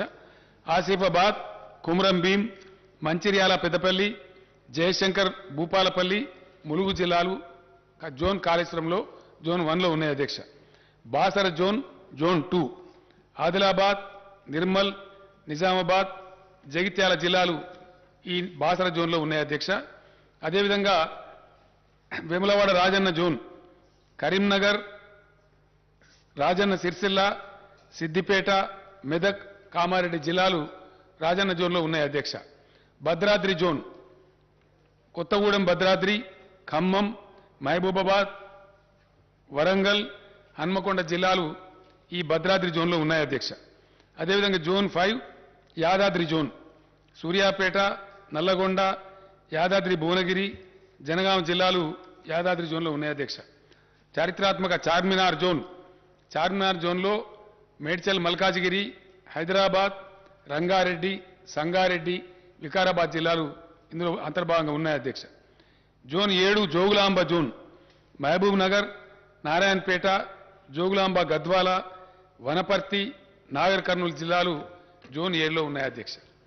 రాష్ట్ర ప్రభుత్వం ప్రతిపాదించిన సవరణలకు గౌరవ రాష్ట్రపతి గారు ఆమోదం తెలపడంతో 2021లో తుది ఉత్తర్వులు జారీ అయ్యాయి. ఈ ఉత్తర్వులకు అనుగుణంగా స్థానిక క్యాడర్ వ్యవస్థీకరణ ప్రక్రియ గతేడాది ఆగస్టులో పూర్తి అయింది. పలు ఉద్యోగ సంఘాలతో చర్చల తర్వాత ప్రస్తుత ఉద్యోగులను కొత్త స్థానిక క్యాడర్ల కింద కేటాయించే ప్రక్రియను గతేడాది డిసెంబర్లో ప్రభుత్వం పూర్తి చేసింది. దీంతో ప్రతి జిల్లా, జోనల్, మల్టీ జోనల్ కొత్త స్థానిక క్యాడర్లలో నేరుగా భర్తీ చేయాల్సిన ఖాళీల వివరాలపై స్పష్టత వచ్చింది. ఖాళీల భర్తీ గురించి నోటిఫికేషన్లు జారీ చేయడానికి మార్గం సుగమమైంది. ఉమ్మడి రాష్ట్రం నుంచి తెలంగాణకు కాంట్రాక్టు ఉద్యోగులు వారసత్వంగా లభించారు. ప్రభుత్వ రంగంలో ఇంత పెద్ద సంఖ్యలో కాంట్రాక్టు ఉద్యోగులు ఉండటం సబబు కాదని తెలంగాణ ప్రభుత్వం భావించింది. ఈ నేపథ్యంలోనే రాష్ట్రం ఏర్పాటైన కొత్తలోనే 2014 జూన్ 2 నాటికి కాంట్రాక్టు ఉద్యోగులుగా పనిచేస్తున్న వారిని మానవీయ దృక్పథంతో ప్రభుత్వం రెగ్యులర్ చేయాలని నిర్ణయించింది. అయితే కొన్ని రాజకీయ పార్టీలు సంకుచిత మనస్తత్వంతో కోర్టులు కేసులు వేసిన నేపథ్యంలో హైకోర్టు జారీ చేసిన తాత్కాలిక ఉత్తర్వుల కారణంగా ఈ ప్రక్రియ మధ్యలో నిలిచిపోయింది. ప్రభుత్వం పట్టువిడవకుండా న్యాయ పోరాటం చేసింది. ప్రభుత్వ పోరాటం ఫలితంగా గతేడాది డిసెంబర్ 7న సంబంధిత రిట్ పిటిషన్లను కొట్టేస్తూ హైకోర్టు ఆదేశాలను వెలువరించింది. అవరోధాలన్నీ తొలగిపోయిన నేపథ్యంలో కాంట్రాక్టు ఉద్యోగుల సేవలను ప్రభుత్వం క్రమబద్ధీకరిస్తున్నది. అధ్యక్ష, ఇకపై రాష్ట్రంలో కాంట్రాక్టు పద్ధతిలో ఉద్యోగ నియామకాలు ఉండవు అని నేను స్పష్టంగా తెలియజేస్తూ ఉన్నాను. యూనివర్సిటీల్లో 2020 బోధన పోస్టులను, 2774 బోధనేతర పోస్టులను భర్తీ చేయాలని ప్రభుత్వం ప్రతిపాదించింది. దీంతో మొత్తం ప్రత్యక్ష నియామక ఖాళీలు 91,142గా ఉన్నాయని తేలింది. కాంట్రాక్టు ఉద్యోగుల రెగ్యులరైజేషన్ పోగా రాష్ట్రంలో నేరుగా నియామకం చేయాల్సిన ఖాళీల సంఖ్య 80,039గా ఉన్నట్టు తేలింది. ఈ పోస్టుల భర్తీని వెంటనే చేపట్టాలని ప్రభుత్వం నిర్ణయించిందనే శుభవార్తను రాష్ట్ర నిరుద్యోగ యువతకు నేను తెలియజేయడానికి సంతోషిస్తా ఉన్నాను. అధ్యక్ష, ఈ భర్తీ ప్రక్రియ వల్ల ఏటా సుమారు 7,000 కోట్ల రూపాయల అదనపు భారం రాష్ట్ర ఖజానాపై పడుతుంది. అయినా కూడా ప్రభుత్వం ఈ సాహసోపేత నిర్ణయాన్ని తీసుకుందని నేను తెలియజేస్తున్నాను. ఇక నుంచి అధ్యక్ష, ప్రభుత్వ ఉద్యోగంలో ఉండేటువంటి ఖాళీలు, వీటి మీద రకరకాల అపోహలు, ఇష్టం వచ్చిన స్టేట్మెంట్లు, ఎవరు పడితే వాళ్ళు ఇవ్వటం అంతా జరుగుతూ ఉంది. అదంతా కూడా తీసివేసి యువకులకు స్పష్టత ఉండడానికి, టోటల్ ట్రాన్స్పరెన్సీ తేవడానికి కొత్త పాలసీ తెస్తా ఉన్నాం. ఇక నుంచి ఖాళీలను ముందే గుర్తించి ప్రతి సంవత్సరం ఉద్యోగాల భర్తీ క్యాలెండర్ను ప్రకటించి పారదర్శకంగా నియామకాలు చేపట్టాలని ప్రభుత్వం నిర్ణయం తీసుకుంది. ఈ మేరకు అన్ని విభాగాలు తమ వద్ద ప్రతి సంవత్సరం ఏర్పడే ఖాళీల వివరాలను సిద్ధం చేస్తాయి. నోటిఫికేషన్ల జారీ కోసం ఆయా నియామక సంస్థలకు సమాచారం ఇస్తాయి. ఉద్యోగార్థులు అన్ని నియామక పరీక్షల్లో పోటీ పడేందుకు వీలుగా మధ్యలో తగిన వ్యవధి ఇస్తూ నోటిఫికేషన్లు విడుదల చేయాలని ప్రభుత్వం నిర్ణయించింది. పోలీస్ శాఖ వంటి యూనిఫామ్ సర్వీసులు మినహా ఇతర ప్రత్యక్ష నియామకాల్లో గరిష్ట వయో పరిమితిని 10 ఏళ్లకు పెంచాలని ప్రభుత్వం నిర్ణయించింది. దీనివల్ల మరింత మంది ఉద్యోగార్థులకు ప్రభుత్వం అవకాశం కల్పిస్తున్నది. ఈ నిర్ణయం వల్ల ఓసీలకు 44 సంవత్సరాలు, ఎస్సీ ఎస్టీ బీసీలకు 49 సంవత్సరాలకు, దివ్యాంగులకు 54 ఏళ్లకు గరిష్ట పరిమితి పెరుగుతుందని నేను సభకు తెలియజేస్తున్నాను. స్థానిక క్యాడర్ విభాగాల వారీగా ఈ పోస్టుల వివరాలు కింది విధంగా ఉన్నాయి. అధ్యక్ష, దీని ద్వారా వచ్చే రిజల్టాంట్ వేకెన్సీస్ గ్రూప్ 1 కేటగిరీ అధ్యక్ష, దానిలో దాదాపు 16 నుంచి 20 వరకు కేటగిరీలు ఉన్నాయి. ఆర్డీఓ, డిఎస్పీ, ఆర్టీఓ, సిటీఓ వగైరా ఉంటాయి. అందరికి సభ వారికి తెలిసిందే. అందులో గ్రూప్ 1 కింద 503 పోస్టులను ఇమీడియట్గా నోటిఫై చేస్తా ఉన్నారు. గ్రూప్ 2 కింద 582 పోస్టులను ఇమీడియట్గా నోటిఫై చేస్తారు అధ్యక్ష. గ్రూప్ 3 కింద 1373 పోస్టులు ఉన్నాయి అధ్యక్ష. గ్రూప్ 4 కింద 9168 పోస్టులు ఉన్నాయి అధ్యక్ష. అదేవిధంగా జిల్లాలలో జిల్లా క్యాడర్గా ఉంటాయి అధ్యక్ష. దీనిలో నేను మనవి చేస్తా ఉంది ఏంటంటే గౌరవ సభ్యులకు, గతంలో ఈ అవకాశం ఉండేది కాదు అధ్యక్ష. మారుమూల ప్రాంతాల ఉద్యోగాలు కొద్ది తెలివైన వాళ్ళు కొట్టేసేవాళ్ళు. ఇప్పుడు ఎక్కడికక్కడనే ఉద్యోగ అవకాశం రావాలి కాబట్టి భూపాలపల్లి జిల్లాకు భూపాలపల్లిని రావాలా, ములుగు జిల్లాకు ములుగులనే రావాలా, గద్వాలలో రావాలా, ఆసిఫాబాద్లో రావాలి. కాబట్టి లోకల్ క్యాడర్ కూడా నూతన రాష్ట్రపతి ఉత్తర్వుల ప్రకారం నిర్ణయం చేశాం. ఇప్పుడు నేను మనవి చేస్తాను తమరికి, జిల్లా క్యాడర్ పోస్టులు 39,829. ఇవి ఏ జిల్లాకు ఆ జిల్లానే వస్తాయి అధ్యక్ష. నేను వివరాలు చెప్తాను. జోనల్ పోస్టులు ఇందాక నేను చదివినటువంటి 7 జోన్లలో ఉన్నటువంటి పోస్టులు ఆ జోన్ వాళ్ళకి చెందుతాయి. 18,866 ఉద్యోగాలు. మల్టీ జోనల్ పోస్టులు 13,170. విశ్వవిద్యాలయాలు, సచివాలయం, హెచ్ఓడీలు వగైరా కలిపి 8,147 ఉద్యోగాలు.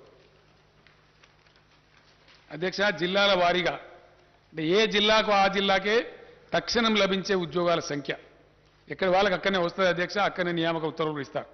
హైదరాబాద్ 5,268, నిజామాబాద్ 1,976, మేడ్చల్ మల్కాజ్గిరి 1,769 మంది, రంగారెడ్డి 1,561, కరీంనగర్ 1,465, నల్లగొండ 1,398, కామారెడ్డి 1,340, ఖమ్మం 1,340, భద్రాద్రి కొత్తగూడెం 1,316, నాగర్ కర్నూలు జిల్లా 1,257, సంగారెడ్డి జిల్లా 1,243, మహబూబ్ నగర్ జిల్లా 1,213, ఆదిలాబాద్ జిల్లా 1,193, సిద్దిపేట జిల్లా 1,178, మహబూబాబాద్ జిల్లా 1,172, హనుమకొండ జిల్లా 1,157, మెదక్ జిల్లా 1,149, జగిత్యాల జిల్లా 1,063,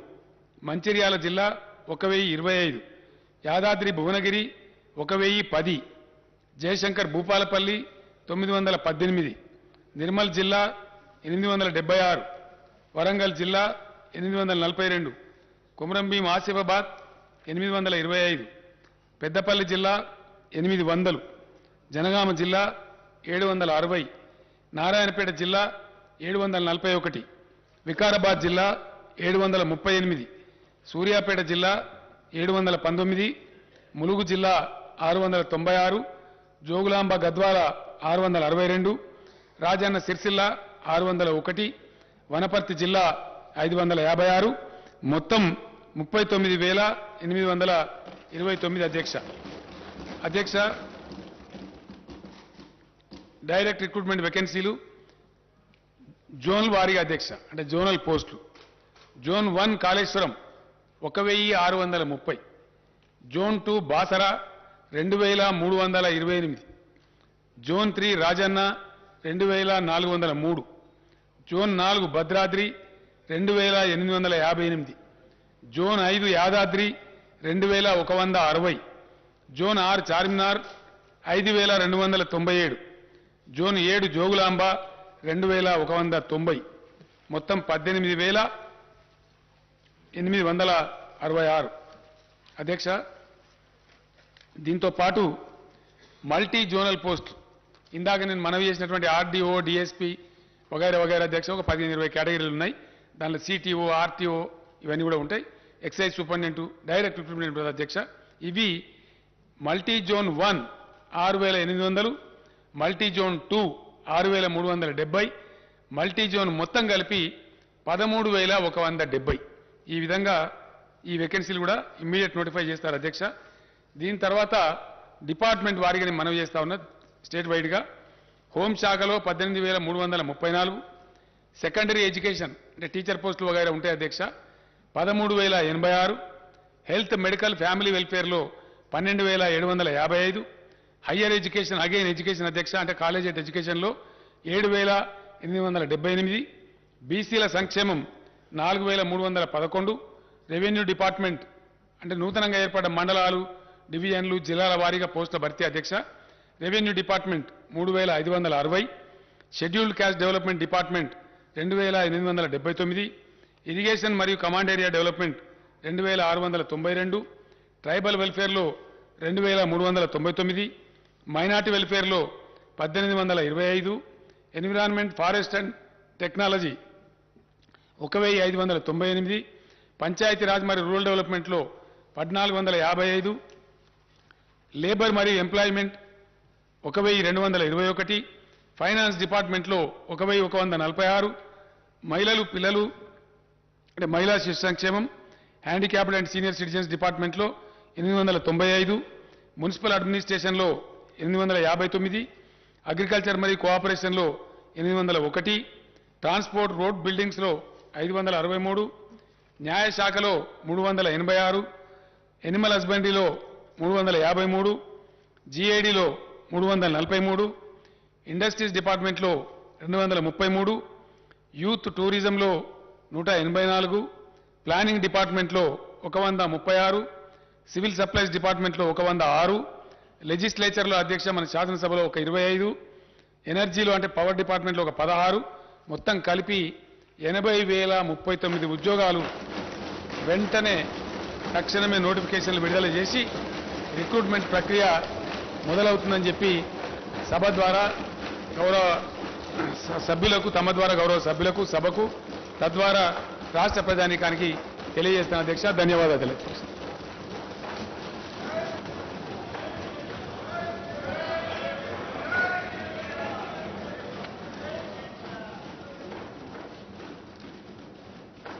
There are some announcements. All the papers included in today's agenda are deemed to have been placed and laid on the table of the House. I am to announce to the House that cut motions to the demands for grants for the budget 2022-23 will be received up to 2 p.m. today, the 9th March 2022. One more announcement. I am to announce to the House that I have nominated the following members to be on the panel of chairmen for the second meeting of 8th session: Sri Dharamsot Reddy Nayak, Sri Muhammad Mozam Khan, Sri Hanuman Sinde, Sri Manchireddy Kishan Reddy. Now, general discussion on the annual finance statement budget for the 2022-23. I request Sri Akbaruddin Owaisi Garu to initiate the general discussion on the annual finance statement budget for the year 2022-23. Honorable Speaker, sir. Sir, before I go on the discussion on the budget, state budget for the year 2022 and 2023, I would like to congratulate the Honorable Chief Minister Sahab for making the announcement for the recruitment in the government department. बहुत देर से ये मुतालबा था और आज chief minister साहब ने इस ऐवान के जरिए रियासत की आवाम में एक खुशी की लहर दौड़ा दी कि इतने सारे तकर्रुरात का ऐलान किया, न सिर्फ वैकेंसीज को फिल करने का ऐलान किया बल्कि उसके साथ ही साथ ये भी ऐलान किया कि जितने भी जो लोग काम कर रहे थे कॉन्ट्रैक्ट बेसिस पे उनको भी रेगुलर करेंगे और सालाना हर वैकेंसी जब भी आएगी उसको पुर किया जाएगा। ये काबिल मुबारकबाद इक़दाम है जिसके लिए मैं अपनी पार्टी की जानिब से चीफ मिनिस्टर साहब को, रियासती हुकूमत को दिल की गहराइयों से मुबारकबाद देता हूं। Sir, now going ahead with the discussion on the state budget for the year 2022 and 2023. Sir, I congratulate the Finance Minister, Janab Harish Rao Sahab, for presenting the next year budget with a record outlay of 2.57 crores. I also compliment Harish Rao Sahab for making a marathon budget speech for over 2 hours. However, I would like to say that this budget speech is very significant for two reasons. He has given a detailed account of the spectacular progress achieved by the Telangana state in the last 7 years since 2014. He has also pointed out clearly that this progress was made without any contribution of the central government and despite some hurdles created by those in power in Delhi. One could imagine what more Telangana state would have achieved if the powers that be in Delhi were responsive to its needs and demands. I don't want to repeat what the Finance Minister Saab had stated about the discrimination suffered by the Telangana state at the hands of the Delhi rulers. I strongly condemn the discriminatory attitude of the centre against Telangana state. In the recent past, the central government has tried to snatch away the power of the state through several legislation and actions. Even in the next year's union budget, no justice was done to Telangana state. None of our irrigation projects have been given national status, and not a single rupee was sanctioned by the central government for these projects. So right from 2014, when the first Telangana budget was presented in this house, we have been cautioning that the central government is denying its due share to the state in the devolution funds. I have been repeatedly stating this, sir. Sir, we have also been cautioning that the 14th and the 15th Finance Commission have not done justice to the state, which requires special assistance for its faster development. So we have also made it very clear when the demonetization was announced, it was me and my party which has opposed the demonetization, and the demonetization has resulted in derailing the country's economy. The demonetization was responsible for the closure of many small-scale industries. The demonetization was responsible for snatching away the livelihoods of the poorest of the poor people. The demonetization has totally failed, I would say. The derailing of the economy had started from the day when the demonetization had come.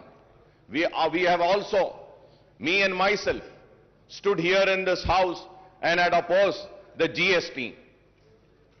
And we know that the GST has also been a major cause for derailing the economy, taking responsible for closure of many industries, small-scale industries, taking away the livelihoods of the poor people. So GST had to be discussed more further without a total discussion and taking into account the real reasons as to why the GST was opposed by my party. We have already spoken about it, but I would say that all these are the reasons why the economy of the country was derailed. All our apprehensions have come true, and we have a situation where the state share of divisible pool of central taxes has decreased and the grant in aid also falling steeply. मैं ये भी बात जरूर कहूंगा कि मजलिस इत्तेहाद अल मुस्लिमीन मुसलसल मरकजी हुकूमत की नाकामियों पर रियासती हुकूमत को बार बार मुतवज्जो कराती रही, बार बार आगाह कराती रही और बोलती रही कि आपकी ये खुरबत रियासत के लिए नुकसानदेह साबित होगी। देरी सही, लेकिन आज हम देखते हैं कि रियासती हुकूमत आज मरकजी हुकूमत के इक़दामात के खिलाफ शिद्दत के साथ आज उससे इख्तिलाफ कर रही है और अपनी नाराजगी का इजहार कर रही है। तो आखिर मजलिस इत्तेहाद अल मुस्लिमीन की बात और उसकी पॉलिसी सही साबित हुई कि रियासती हुकूमत से को नुकसान पहुंचा मरकजी हुकूमत की खुरबत के जरिए। Sir, for instance the state share of central taxes has come down from rupees 15.987 crores in 2019 and 20 to rupees 7,589 crores in the first 10 months of the current financial year to 2021-2022 as per the CAG accounts. Similarly, the grant in aid for the center has decreased from 11,598 crores in 2019 and 20 to rupees 7,303 crores in the first 10 months of 2021 and 2022, sir. Hence, the state's share of central taxes and central grants in aid together total rupees 27,587 crores in 2019 and 20. And this has come down to just rupees 14,892 crores in the 10 months of 2021 and 2022, sir. So the direct consequence of lack of adequate central grants and share in divisible pool is that the state has to depend mainly on the borrowings to finance a big chunk of its revenues and capital expenditures. At the same time, GSDP has more than doubled from 4.51 lakh crores in 2013-14 to rupees 11.55 lakh crores in the year 2021-22, sir. Moreover, the state has recorded positive growth in the last 2 years despite the impact of COVID, even as other states had registered negative growth. It is gratifying to note that Telangana's per capita income has risen from rupees 1.24 lakh in 2014 and 15 to rupees 2.79 lakhs in 2021-22, which is significantly higher than the average national per capita income, sir. Coming to the state budget estimates for the next financial year, the finance minister has projected total revenue and expenditure of rupees 2.57 lakhs crores.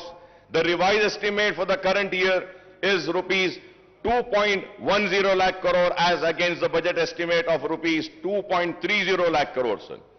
Honorable Speaker, sir, as per the CAG Telangana accounts, at a glance for the current financial year at the end of January 2022, the total receipts are rupees 1.43 lakh crore and total expenditure is rupees 1.37 lakh crores. The receipts include huge borrowings of rupees 44,366 crores, sir. I must admit that the successive finance ministers of Telangana are incorrigible optimistic. Every time they present the state budget, they come up with a very impressive estimates, but the actual receipts and expenditure indicates a massive shortfall after year. Not only the estimates of the share of central taxes and the grant in aid are on a higher side every time, but the estimate of state-owned taxes revenue and non-tax revenues are projected beyond capacity of the revenue earnings department, sir. Let us take the figures of the current year's budget estimate and the actual for the last 10 months, sir. Sir, if we have to see the figures of the last 10 years, sir, the state-owned revenues are estimated at rupees 98,179 crores, but the actual receipts in 10 months are only 77,789 crores, that is 79% of the estimates. Similarly, the state non-tax revenues are projected at rupees 30,577 crores, but the actual receipts are 5,600 crores, that is 18% of the estimates. The state's own tax and non-tax revenues together were estimated at rupees 1,28,756 crores, but the actual receipt in 10 months amount to rupees 83,389 crores. The state is supposed to earn rupees 45,367 crores to achieve the year's budgeted target of rupees 35,367 crores as per the revised estimate. Honorable Speaker, sir, I don't think that the revenue earnings departments can perform miracles and achieve 10% target before the financial year which closes at March 31st. A direct consequence of the shortfall in revenue received is the huge shortfall in the state expenditure on both welfare schemes and developmental activities. The statement of CAG report on state budget, sir, which clearly gives a picture to us. If we have to see, Honorable Speaker, sir,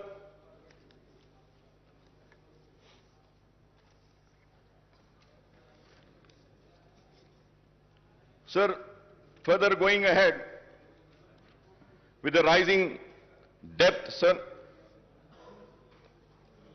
Telangana outstanding public debt will reach rupees 3,29,988 crores in 2022-23, accounting for 25% of gross state domestic product, sir. Sir, Honorable Speaker, sir, going further ahead, In the year 2019 and 20, the outstanding public debt stood at rupees 2,05,858 crores. Thus, the next year outstanding debt represent a massive increase of rupees 1,24,130 crores on the outstanding debt in 2019 and 20. The outstanding debt share of GSDP is set to increase to 25% from 22%, sir. Interest payment on loan will increase from rupees 17,000. This is a very important point, sir. Interest payment on loan will increase from rupees 17,584 crores in 2021-22 to rupees 18,911 crores in 2020 to 2023, and the debt repayment of principal amount will also increase from 6,460 in 2021-22 to rupees 8,336 crores in the year 2022-23. Sir, we may say that raising a loan is acceptable, but it should only be used for capital expenditure. Sir, I may point out that the actual debt component will be much higher than the projected figures. So the loan raised by the various corporations and bodies, including the Greater Hyderabad Municipal Corporation, are not shown in these figures, but these should also be considered outstanding debts because the state government stand guarantees to these loans. The loan amount should be spent on infrastructure project rather than welfare schemes, Honorable Speaker, sir. And I hope that when the Honorable Finance Minister would reply, he would also give me the details of the loans raised by various corporations, sir. Honorable Speaker, sir, as per the CAG report, budget allocated and actual revenues and expenditure, if we have to see, sir, for the financial year 2021, the budget estimate was 2,21,686.54. Then the actuals were 1,42,688. That amounts to 64% only. When we see 2021, the budget estimate was 1,76,393.20. The actuals were 1,45,599.95. The percentage is 82.54. 2019 and 20, 1,37,226.53. Actuals were 1,32,508.87. Percentage was 96.56. 2018 and 19, 1,67,859.35. The actuals were 1,25,554.70. That is 74.80. 2017 and 18, budget estimate was 1,44,986.52. The actuals were 1,15,887.35. 2016 and 17, budget estimate 1,27,266.59. The actuals were 1,17,799.40. That is 92.56%. 2015 and 16, 1,11,974 was the budget estimate. 1,11,974.82. The actuals were 96,051.29. That amounts to 85.78%. 2014 and 15, the budget estimate was 97,563.61. The actuals were 63,323.29. That was 64%, sir. Sir, when we see the budget estimate and the actuals, now let us see the table of the expenditure. Sir, when we see the expenditure for the year 2021 and 2022, sir, again if we see the budget estimate was 1,98,430.21, but the actuals were 1,37,190.44. That was 69.14 in the year financial year 21-22. When we go to financial year 2020 and 2021, the budget estimate was 1,60,731.00, but the actual expenditure was 1,34,731.68. That is 83.82%, sir. For the financial year 2019 and 20, the expenditure budget estimate expenditure was 1,28,330.51, but the actuals were 1,23,809.09.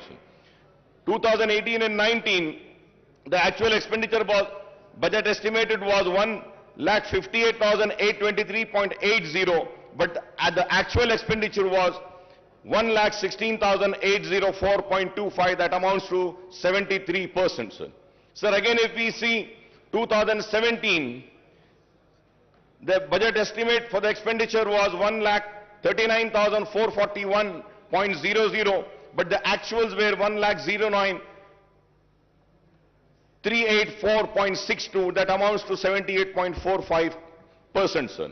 2016 and 17, 1,26,519.49 was a budget estimate for expenditure, but the actuals were 1,14,397.62, that amounts to 90.42, sir. So 2015 also, it was 1,09,582.72, and the actuals were 90,818.44. In the year 2014 and 15, 94,890.50, but the actual expenditure was 61,840.48, sir. So now, if we are seeing these figures, so it is very clear that what has been the actuals and what has been the expenditure, what has been the budget estimate for the receipts and what has been the actuals, and also the expenditure, what was the budget estimate for the expenditure and what has been the actuals, sir. Sir, now going further ahead, sir, the state government claims that the Telangana is at the bottom of the list in the terms of GSDP ratio on public debt. In 2021, the outstanding loan was 2,44,119 crores, and in 2021 and 22, it stood at 2,85,120. If I am wrong, I may be corrected, sir. But as per my research and my work which I have done, the outstanding loan for the year 2021 is 2,44,119 crore, and in 21-22, it stood at 2,85,120 crores, sir. The loan raised for the open market would amount to rupees 2.89 lakh crores out of the rupees 3,29,988 crore outstanding debt in the coming fiscal years. These figures, if are wrong, I may be corrected, sir. So the budget has proposed to borrow rupees 53,970 crores through market borrowing in 22-23 against 47,500 crores in the year 21-23. In 2021, 20 and 2021, the market borrowings were 43,784 crores. The overall debt burden of the state government will stand. The important point, Honorable Speaker, sir, the overall debt burden of the state government will stand at 3,29,988 crores, including market borrowings of rupees 2,89,873 crores loan from the central government amounting to rupees 7,188 crore loan from autonomous bodies, rupees 13,591 crore special security, small saving and provident fund, etc., rupees 19,336. So this is the state of loans. So I would like to welcome the important announcement made by the Finance Minister Saab in the budget speech. The government has increased the Arogashri reimbursement limit from rupees 2 lakh to 5 lakhs for routine procedures and up to 10 lakhs for transplant. However, Honorable Speaker, sir, the allocation for Arogashri has come down from rupees 720 crores to 605 crores in the next year's budget, sir. Sir, at the same time, Honorable Speaker, sir, I would like to bring across is that the rates which have been fixed by Arogashri are the rates which have been fixed long back, more than 15 years back. The rates were fixed. The rates needs to be revised. The revision of rates are very important. Many private hospitals are not admitting the Aragashree patients. The reason is that the rates are very low. And most important, Honorable Speaker, sir, जब एक बीमार critical condition में आता है, critical care के लिए जब आता है और उसको सीसीयू में अगर ले जाना पड़ता है, Honorable Speaker, sir, the rates of Aragashree are only 4,000 rupees. Critical care unit में 4,000 में तो इलाज नहीं हो सकता. Sir, many hospitals in CCUs, they charge 40,000, 50,000, and few hospitals charge 1 lakh rupee a day. And the hospitals which MIM party runs, 2 hospitals we run. Sir, in those hospitals we charge only 11,000. No profit, no loss basis. But still, Aragashree is giving only 4,000 rupees. So with this, we cannot treat the poorest of poor patient.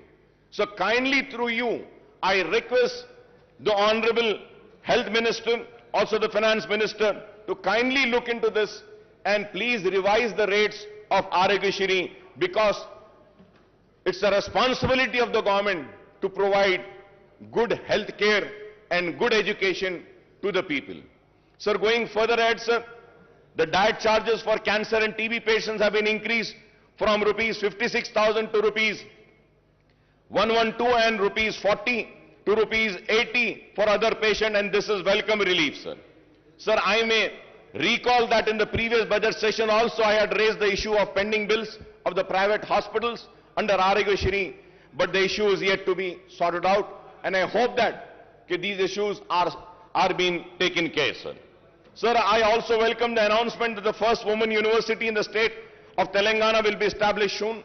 I understand that the University College for Women at Koti, which is an autonomous college under Osmania University, will be upgraded to be a women's university. I may also recall that there are huge numbers of vacancies and professors and associate and assistant professors in all the state universities, including specialized universities, including agriculture, horticulture, veterinary, and technological universities. Sir, there are vacancies of lecturers also in government degree, polytechnic, and junior colleges. There are vacancies of lecturers also in the government degree in polytechnic and junior colleges. I request the government to take an early decision on the issue of raising the retirement age of the university faculty in all state and specialized universities to 65 years on par with the faculty of medical college, sir. Sir, I request the government to decide on the organization to take up the recruitment of the university faculty and the government lecturers, that is whether it should be done by Telangana State Public Service Commission or Telangana State Council for Higher Education, or a new recruitment board to be constituted. Well, now we have announced that we are going to fill up all the vacancies. This is very important, sir. This is very important. I request the government to decide on the organization to take up the recruitment of the university faculty and the government lecturers, that is whether it should be done by Telangana State Public Service Commission or State Council of Higher Education, or a new recruitment board to be constituted, sir.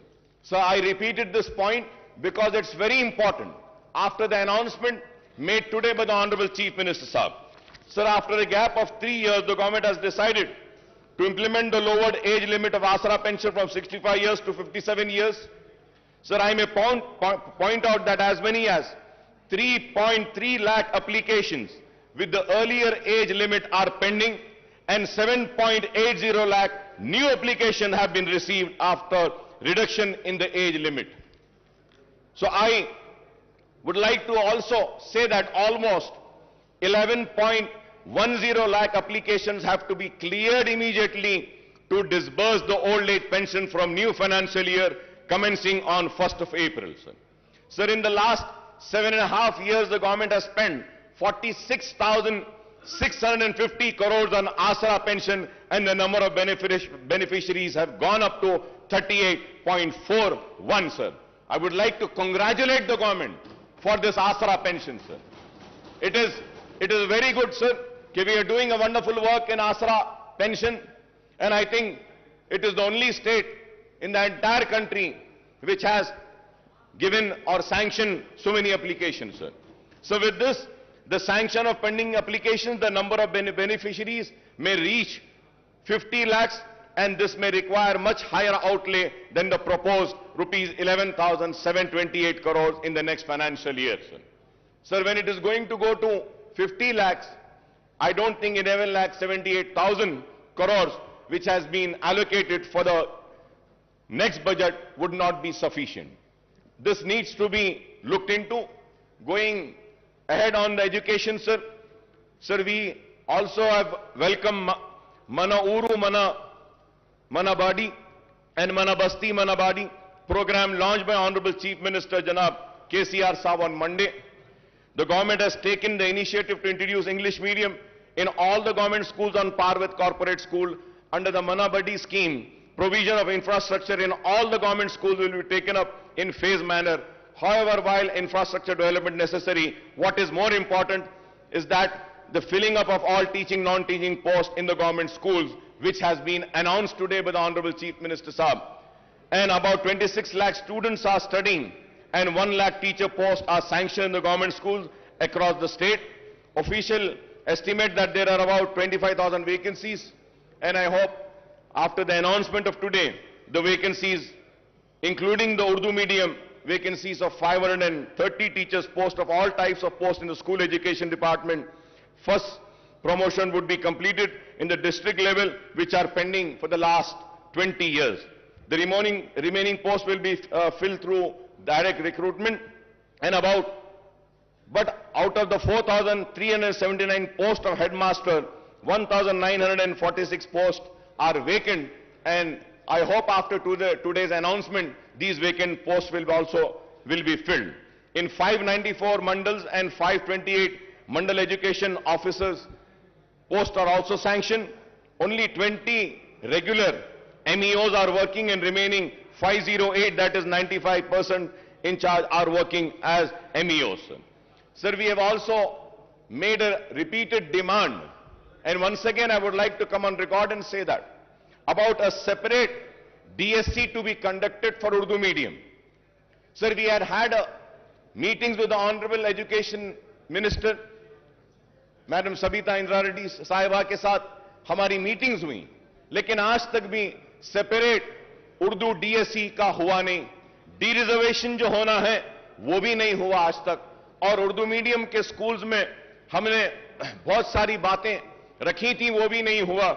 And at the same time, sir, so for so many years, the sweepers and attenders posts in school education department are being removed, sir. निकाल दिए गए साहब. आपको हैरत होगी साहब, पूरे रियासत में झाड़ू देने वाले और अटेंडर्स के जो पोस्ट है स्कूल एजुकेशन में, वो निकाल दिए गए. और हमने देखा है कि टीचर्स झाड़ू दे रहे हैं, टॉयलेट्स को साफ करने वाले कोई नहीं है. This is a very important issue which needs to be taken up, which needs to be addressed, sir. Sir, there are 85 mandal in charge MEOs are looking after 1 mandal each. 1 MEO is in charge of 7 mandals. 8 MEOs are in charge of 5 mandals each. 24 MEOs are handling 4 mandal each. 59 MEOs are overseeing 3 mandal each, and 87 MEOs are managing 2 mandal each, sir. So the state has 33 districts, but the government has not sanctioned the DO post for all the districts. For all the districts, we need to have DOs, sir. Out of the 12 DO sanctioned posts, only 7 DOs are working, and there are 5 vacancies, and we are told that 26 districts, only in charge DOs are running the show. In Telangana state, 66 deputy DOs posts are sanctioned, but only 6 deputy DOs are working, and remaining 60 posts are vacant, and I hope that these vacant posts would be filled by the announcement made by the Honorable Chief Minister Saab today. Also, 70 senior lecturer posts are vacant. Out of 166 Telugu lecturer posts, 152 are vacant, and only 15 are working, and out of 40 Urdu lecturer posts, 37 are vacant, and only 3 are working, and I hope that these vacancies will also be filled up by the announcement made by the Honorable Chief Minister Saab. Sir, at the same time, sir, so Honorable Speaker, sir, I might sound very bad, and my friends and colleagues might feel very offended, but sir, I am not here to offend anybody. I am here to bring to your kind notice, sir. Sir, we have a sanctity of this house. Sir, we have to maintain the decorum of this house. We have to keep the honor of this house alive. Sir, in this house, the leader of the house, Chief Minister Saab, had announced on my request and on my demand, sanctioning 20 crores to Falaknuma Educational Campus. He had announced sanctioning amount to Chanchalguda Educational Campus. He announced the same to Hussaini Alam and Golconda Educational Campus. And the announcement has been made 3 years back, sir. आज तक एक पैसा नहीं दिया गया साहब मैं आपको मेरी बात बुरी दिखेगी, लेकिन अगर कोई मेंबर अपनी सीट पर से उठकर यहां अगर वेल में आता है तो उसको सस्पेंड कर दिया जाता है, लेकिन जो अनाउंसमेंट इस ऐवान में होता है उसको पूरा नहीं किया जाता तो उसके ऊपर आपको फैसला लेना पड़ेगा। स्पीकर साहब, अगर नहीं करना है तो अनाउंस ना कीजिए, मेहरबानी होगी नहीं करिए। इस ऐवान के लिए कह रहा हूं मैं, इसके वखार के लिए, इसकी इज्जत के लिए कह रहा हूं। अगर इस ऐवान में होने वाले अनाउंसमेंट को पूरा नहीं किया जाता तो फिर यह ऐवान की इज्जत की धज्जियां उड़ाने के बराबर है।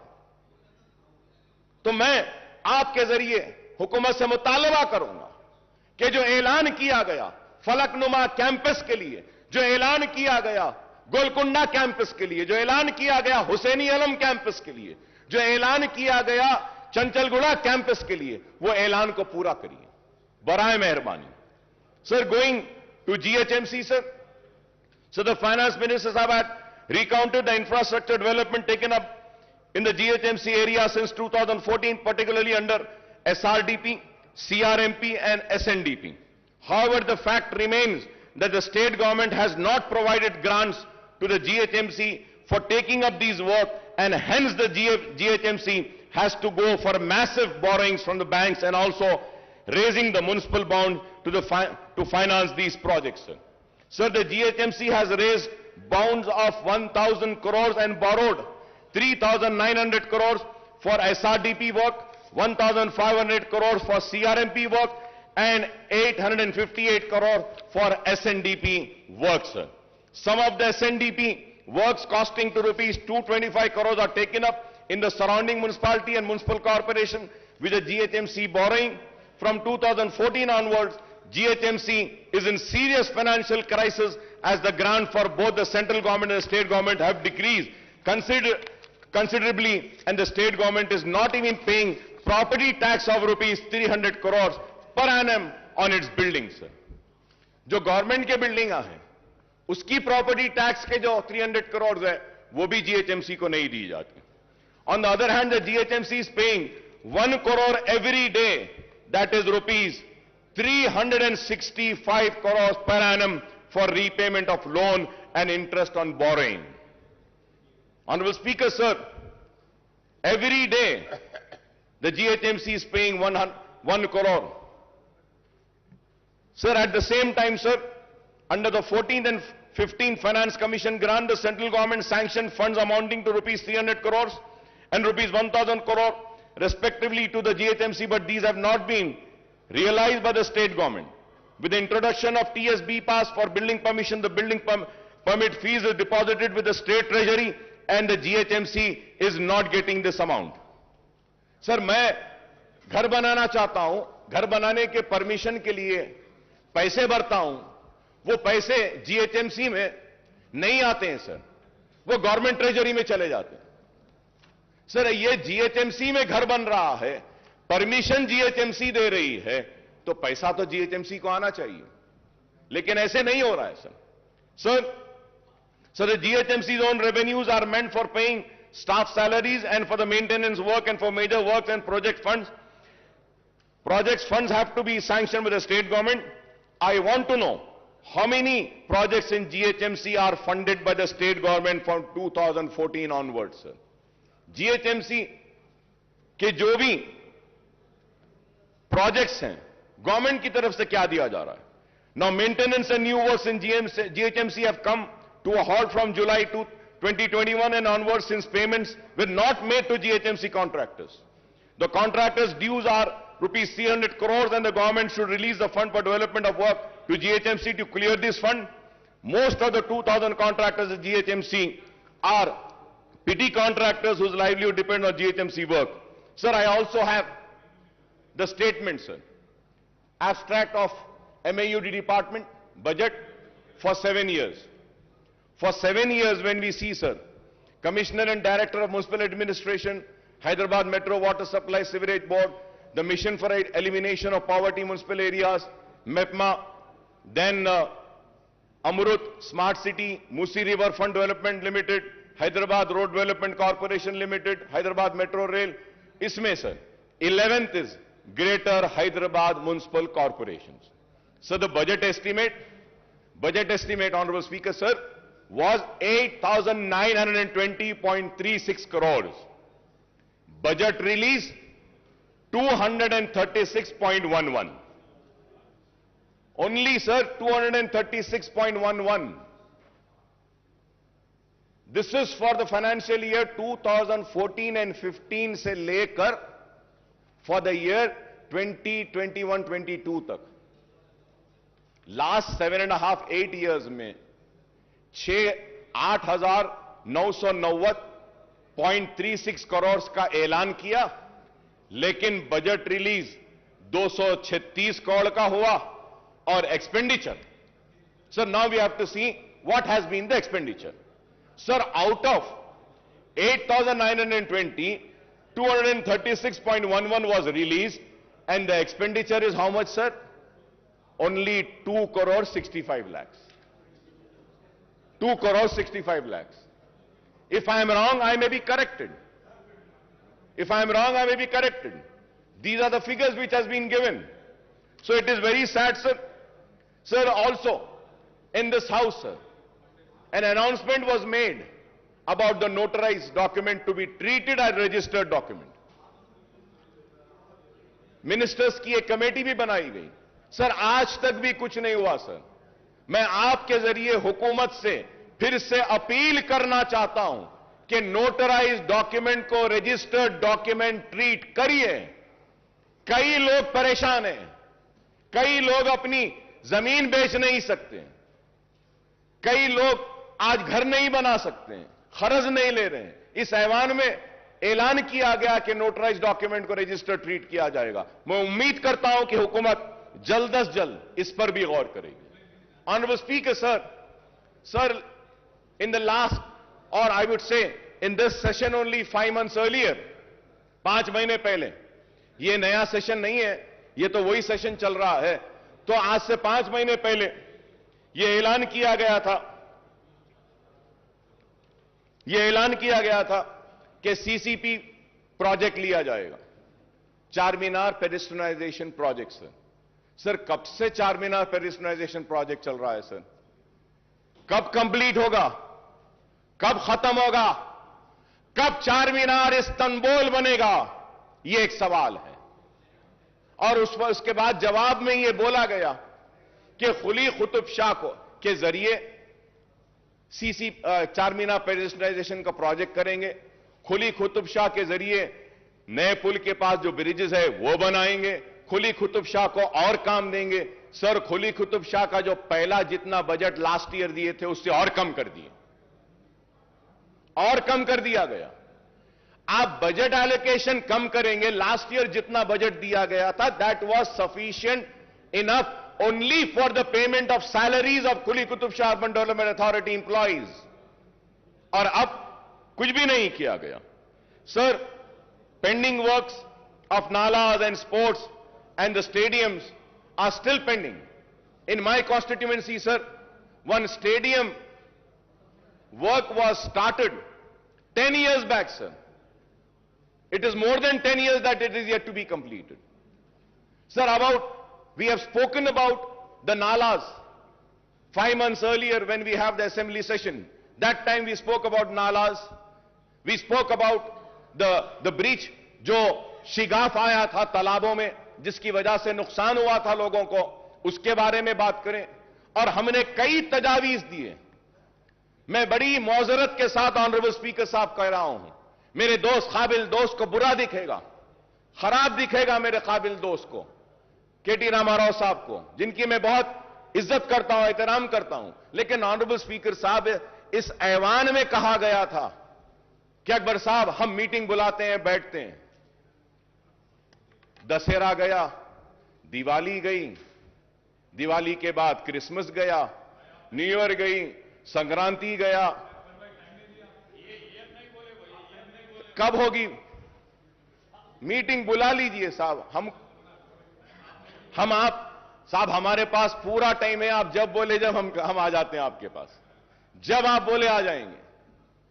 एक मीटिंग उसकी बुला लीजिए। Sir, going to Hyderabad metro rail, sir we welcome the announcement that Hyderabad Metro Rail has been allocated rupees 500 crores in the next in the next year's budget for taking up works on the long pending connectivity to the old city from Mahatma Gandhi bus station Imliban to Falaknuma under corridor 2 of 5.5 kilometers. बार बार इल्जाम था हुकूमत पर और मजलिस पर भी कि metro old city में नहीं आई, लेकिन इस बजट एलोकेशन के बाद हमको उम्मीद है कि मेट्रो जरूर दौड़ेगी पुराने शहर में भी। Sir, for metro connectivity to Shamshabad Airport, an allocation of rupees 377.35 crores has been made. The project has been awaiting government nod for the 32 kilometers elevated work from Gachibowli for the last couple of years.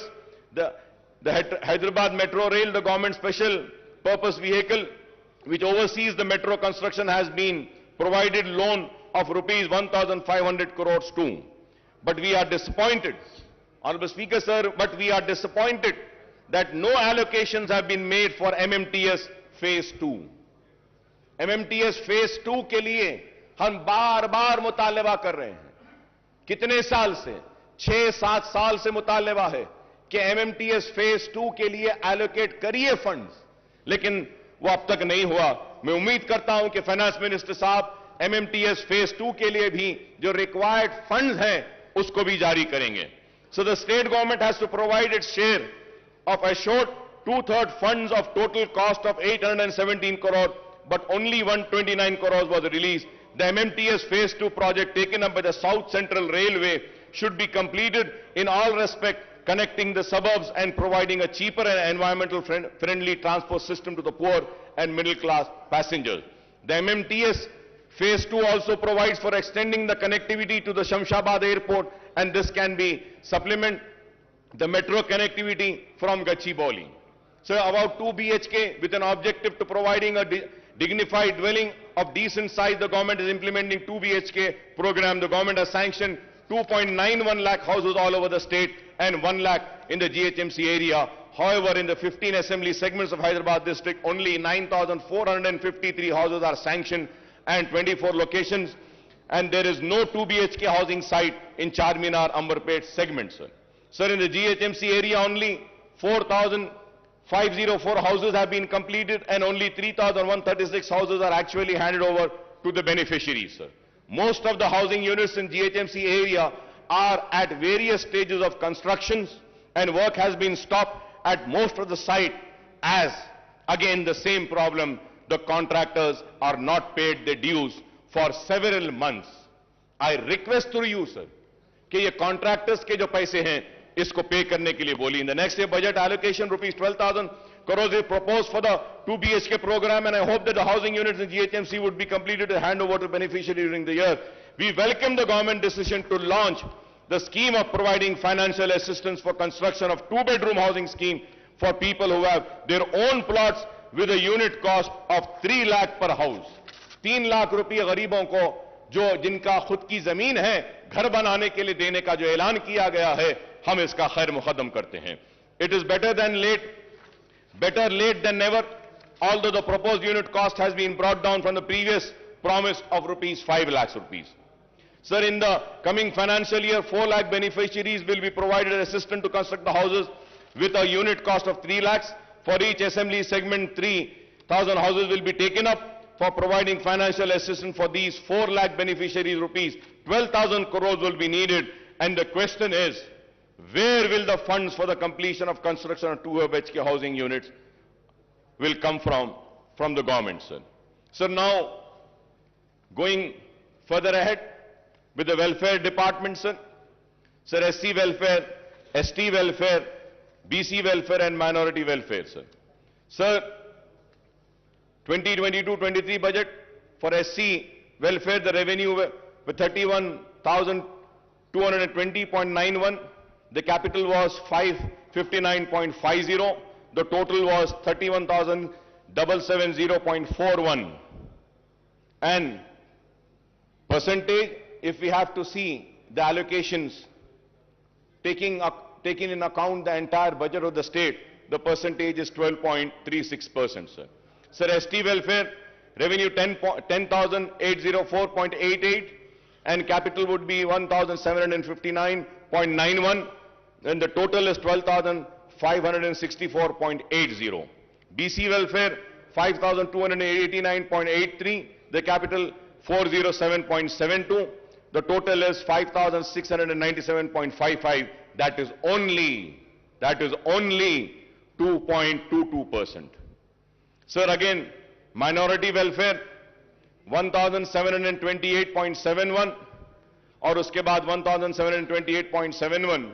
अगर आप इसको देखते हैं total budget के हिसाब से, तो minorities को जो शेयर दिया गया है बजट में से, वो share is 0.67%. It has come down.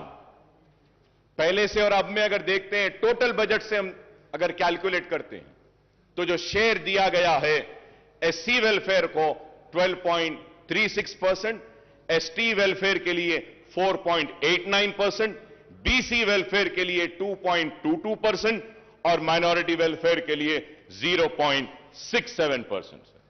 Sir, when we come to the minorities, sir, so Honorable Speaker, sir, before going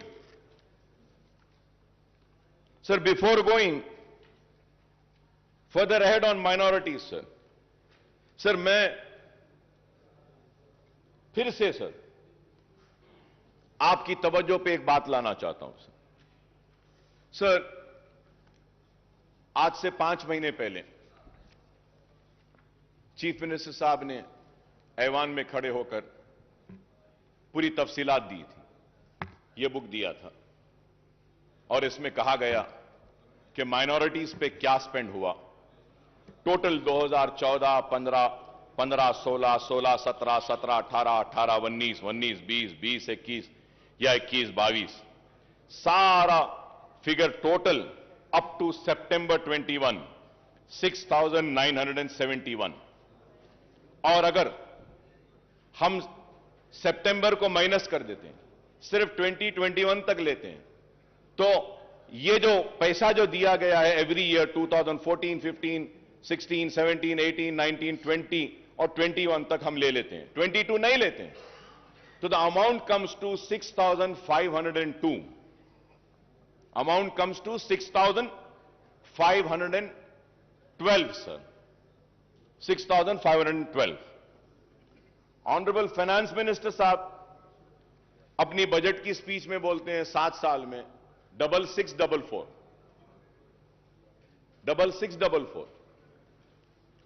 अब सर सवाल ये है, ऑनरेबल चीफ मिनिस्टर साहब जो फिगर दिए हैं वो सही है, फाइनेंस मिनिस्टर साहब जो फिगर दे रहे हैं वो सही है, या फिर कौन सा फिगर सही है sir? And when we go further ahead sir, I would say that कि मैं रिकॉर्ड में आकर कहना चाहूंगा, ये जो डिपार्टमेंट है सर, ये डिपार्टमेंट अपना होमवर्क सही नहीं करता है सर. सर, अगर हम 7 इयर्स का टोटल लेते हैं माइनॉरिटीज का, जब budget allocation was 9,837.22, BROs released was 7,736.10, expenditure is 6,205.18. 6,205.18.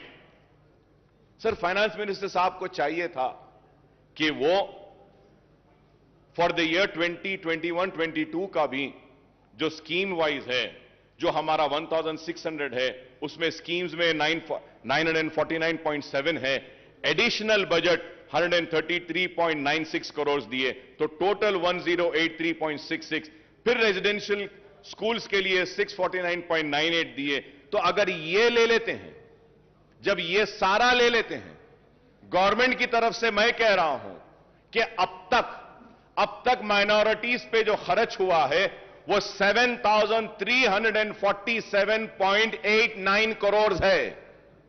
आपको यह बोलना चाहिए अब तक जो खर्च हुआ। 6644 आपने कहा, चीफ मिनिस्टर साहब एक फिगर देते हैं और ये फिगर असल ये है। This is why I say that the department needs to study, the finance department also needs to study and come prepared. This house should not be misled.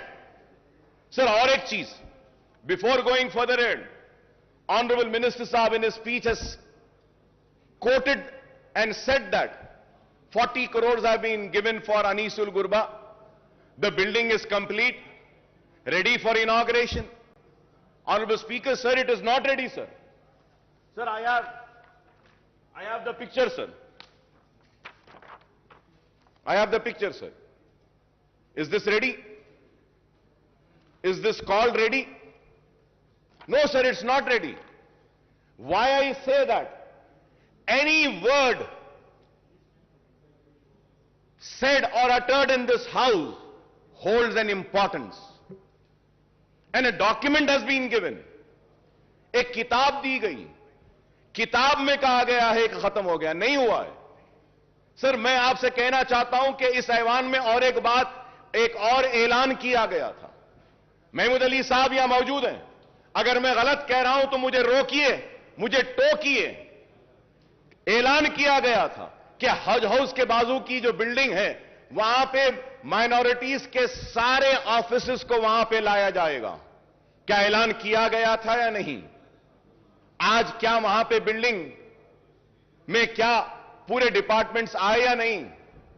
पूरी बिल्डिंग कमजोर हो रही है। अरे आप उस बिल्डिंग को कंप्लीट तो भी करवा दीजिए, उस बिल्डिंग को किराए पर भी तो दे दीजिए। कम से कम गवर्नमेंट ऑफिसेज नहीं लाना है तो किसी और को दे दीजिए। इस्लामिक सेंटर के लिए 10 एकड़ जमीन दी गई, कंस्ट्रक्शन आज भी चालू नहीं हुआ। सर, मैं ऑनरेबल स्पीकर साहब, मैं फिर से आपको याद दिलाना चाहता हूं सर, मेरी बात फिर खराब दिखेगी मगर मैं फिर से कह रहा हूं सर, इस 5 महीने पहले चीफ मिनिस्टर साहब ने कहा कि अकबर साहब हम मीटिंग बुलाते हैं, दशहरा हो जाने दीजिए, मीटिंग बुलाते हैं। सर, दशहरा हो गया, दिवाली हो गई, क्रिसमस हो गया, न्यू ईयर हो गया, संक्रांति हो गई, अब होली आ रही है, होली भी हो जाएगी। सर, आज मैं पूछना चाहता हूं कि अगर आप अपने वादे को पूरा नहीं कर सकते हैं तो बोलते क्यों हैं? बुरा दिखता है मेरी बात, लेकिन हक है। मैंने जो कहा कि आपने मेरे कान को खुश किया, मैंने आपके कान को खुश किया, ये लेने देने की बात कहां से आई? यही बात हुई। बादशाह के दरबार में खड़ा है गाने वाला, गा रहा है, वाह वाह वाह क्या गाया, जमीन ले ले, वाह वाह वाह क्या गाया, जायदाद ले ले, वाह वाह वाह क्या गाया, सोना ले ले, वाह वाह वाह क्या गाया, हीरे ले ले, वाह वाह वाह क्या गाया, मोती ले ले, वाह वाह वाह क्या गाया, ये ले ले, वो ले ले, सब हो गया। बाद में आके बोलते हैं, अरे सरकार मैं इतना अच्छा गाया और मुझे बोले कि तू जमीन ले ले, जायदाद ले ले, मोती ले ले, हीरे ले ले। तो सवाल ये है, तो पूछते हैं कहां है? तो बादशाह पलट के बोलते हैं, अरे लेने देने की बात कहां है बाबा, तूने मेरे कान को खुश किया, मैंने तेरे कान को खुश किया। ये मेरी बात खराब दिखेगी मगर ऑनरेबल स्पीकर सर, मैं आपसे पूछना चाहता हूं, मेरा बदतमीजी होगी, माफी चाहता हूं सर। एक मेंबर इस ऐवान में वेल में आता है तो डिग्निटी और ऑनर इस हाउस की खराब और ये कह के सस्पेंड कर देते हैं, बाहर फेंक देते हैं। इस हाउस में जो ऐलान किया गया उस ऐलान का क्या है, मैं पूछना चाहता हूं। क्या उसकी कोई अहमियत नहीं? उसका कोई वकार नहीं? क्या उसकी इज्जत नहीं? हम पुकारे तो कहां पुकारे, हम चीखे तो कहां चीखे, बताइए। ये ऐवान में आकर पुकारेंगे और ऐवान में बोलते हैं कि करेंगे, बुलाएंगे, इंतजार में खड़े हैं। सरकार का बुलावा कब आएगा? कब आएगा? आज आप बताइए ऑनरेबल स्पीकर सर, हम दर्द के साथ, कर्ब के साथ कह रहे हैं, आलेर की एनकाउंटर पर रिपोर्ट देंगे बोले, आज कातिलों को प्रमोशन हो रहा है, उन जालिमों को तरक्की दी जा रही है और मेरे खून बह रहा है, लेकिन उसमें इंसाफ नहीं।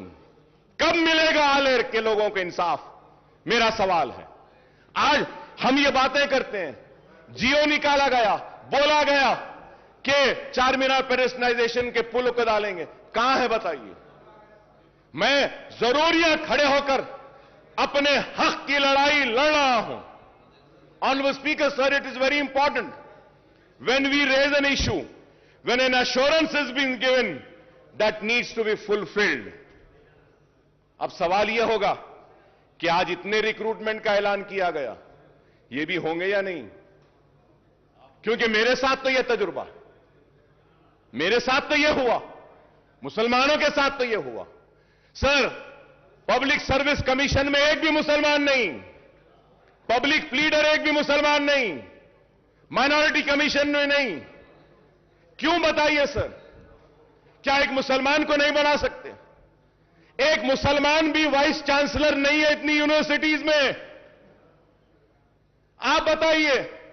मैं पूछना चाहता हूं टीआरएस के मेंबर से, मेरी बात गलत है तो बोलो, क्या मुसलमानों में एक भी काबिल नहीं है जिसको वीसी बनाया जा सकता?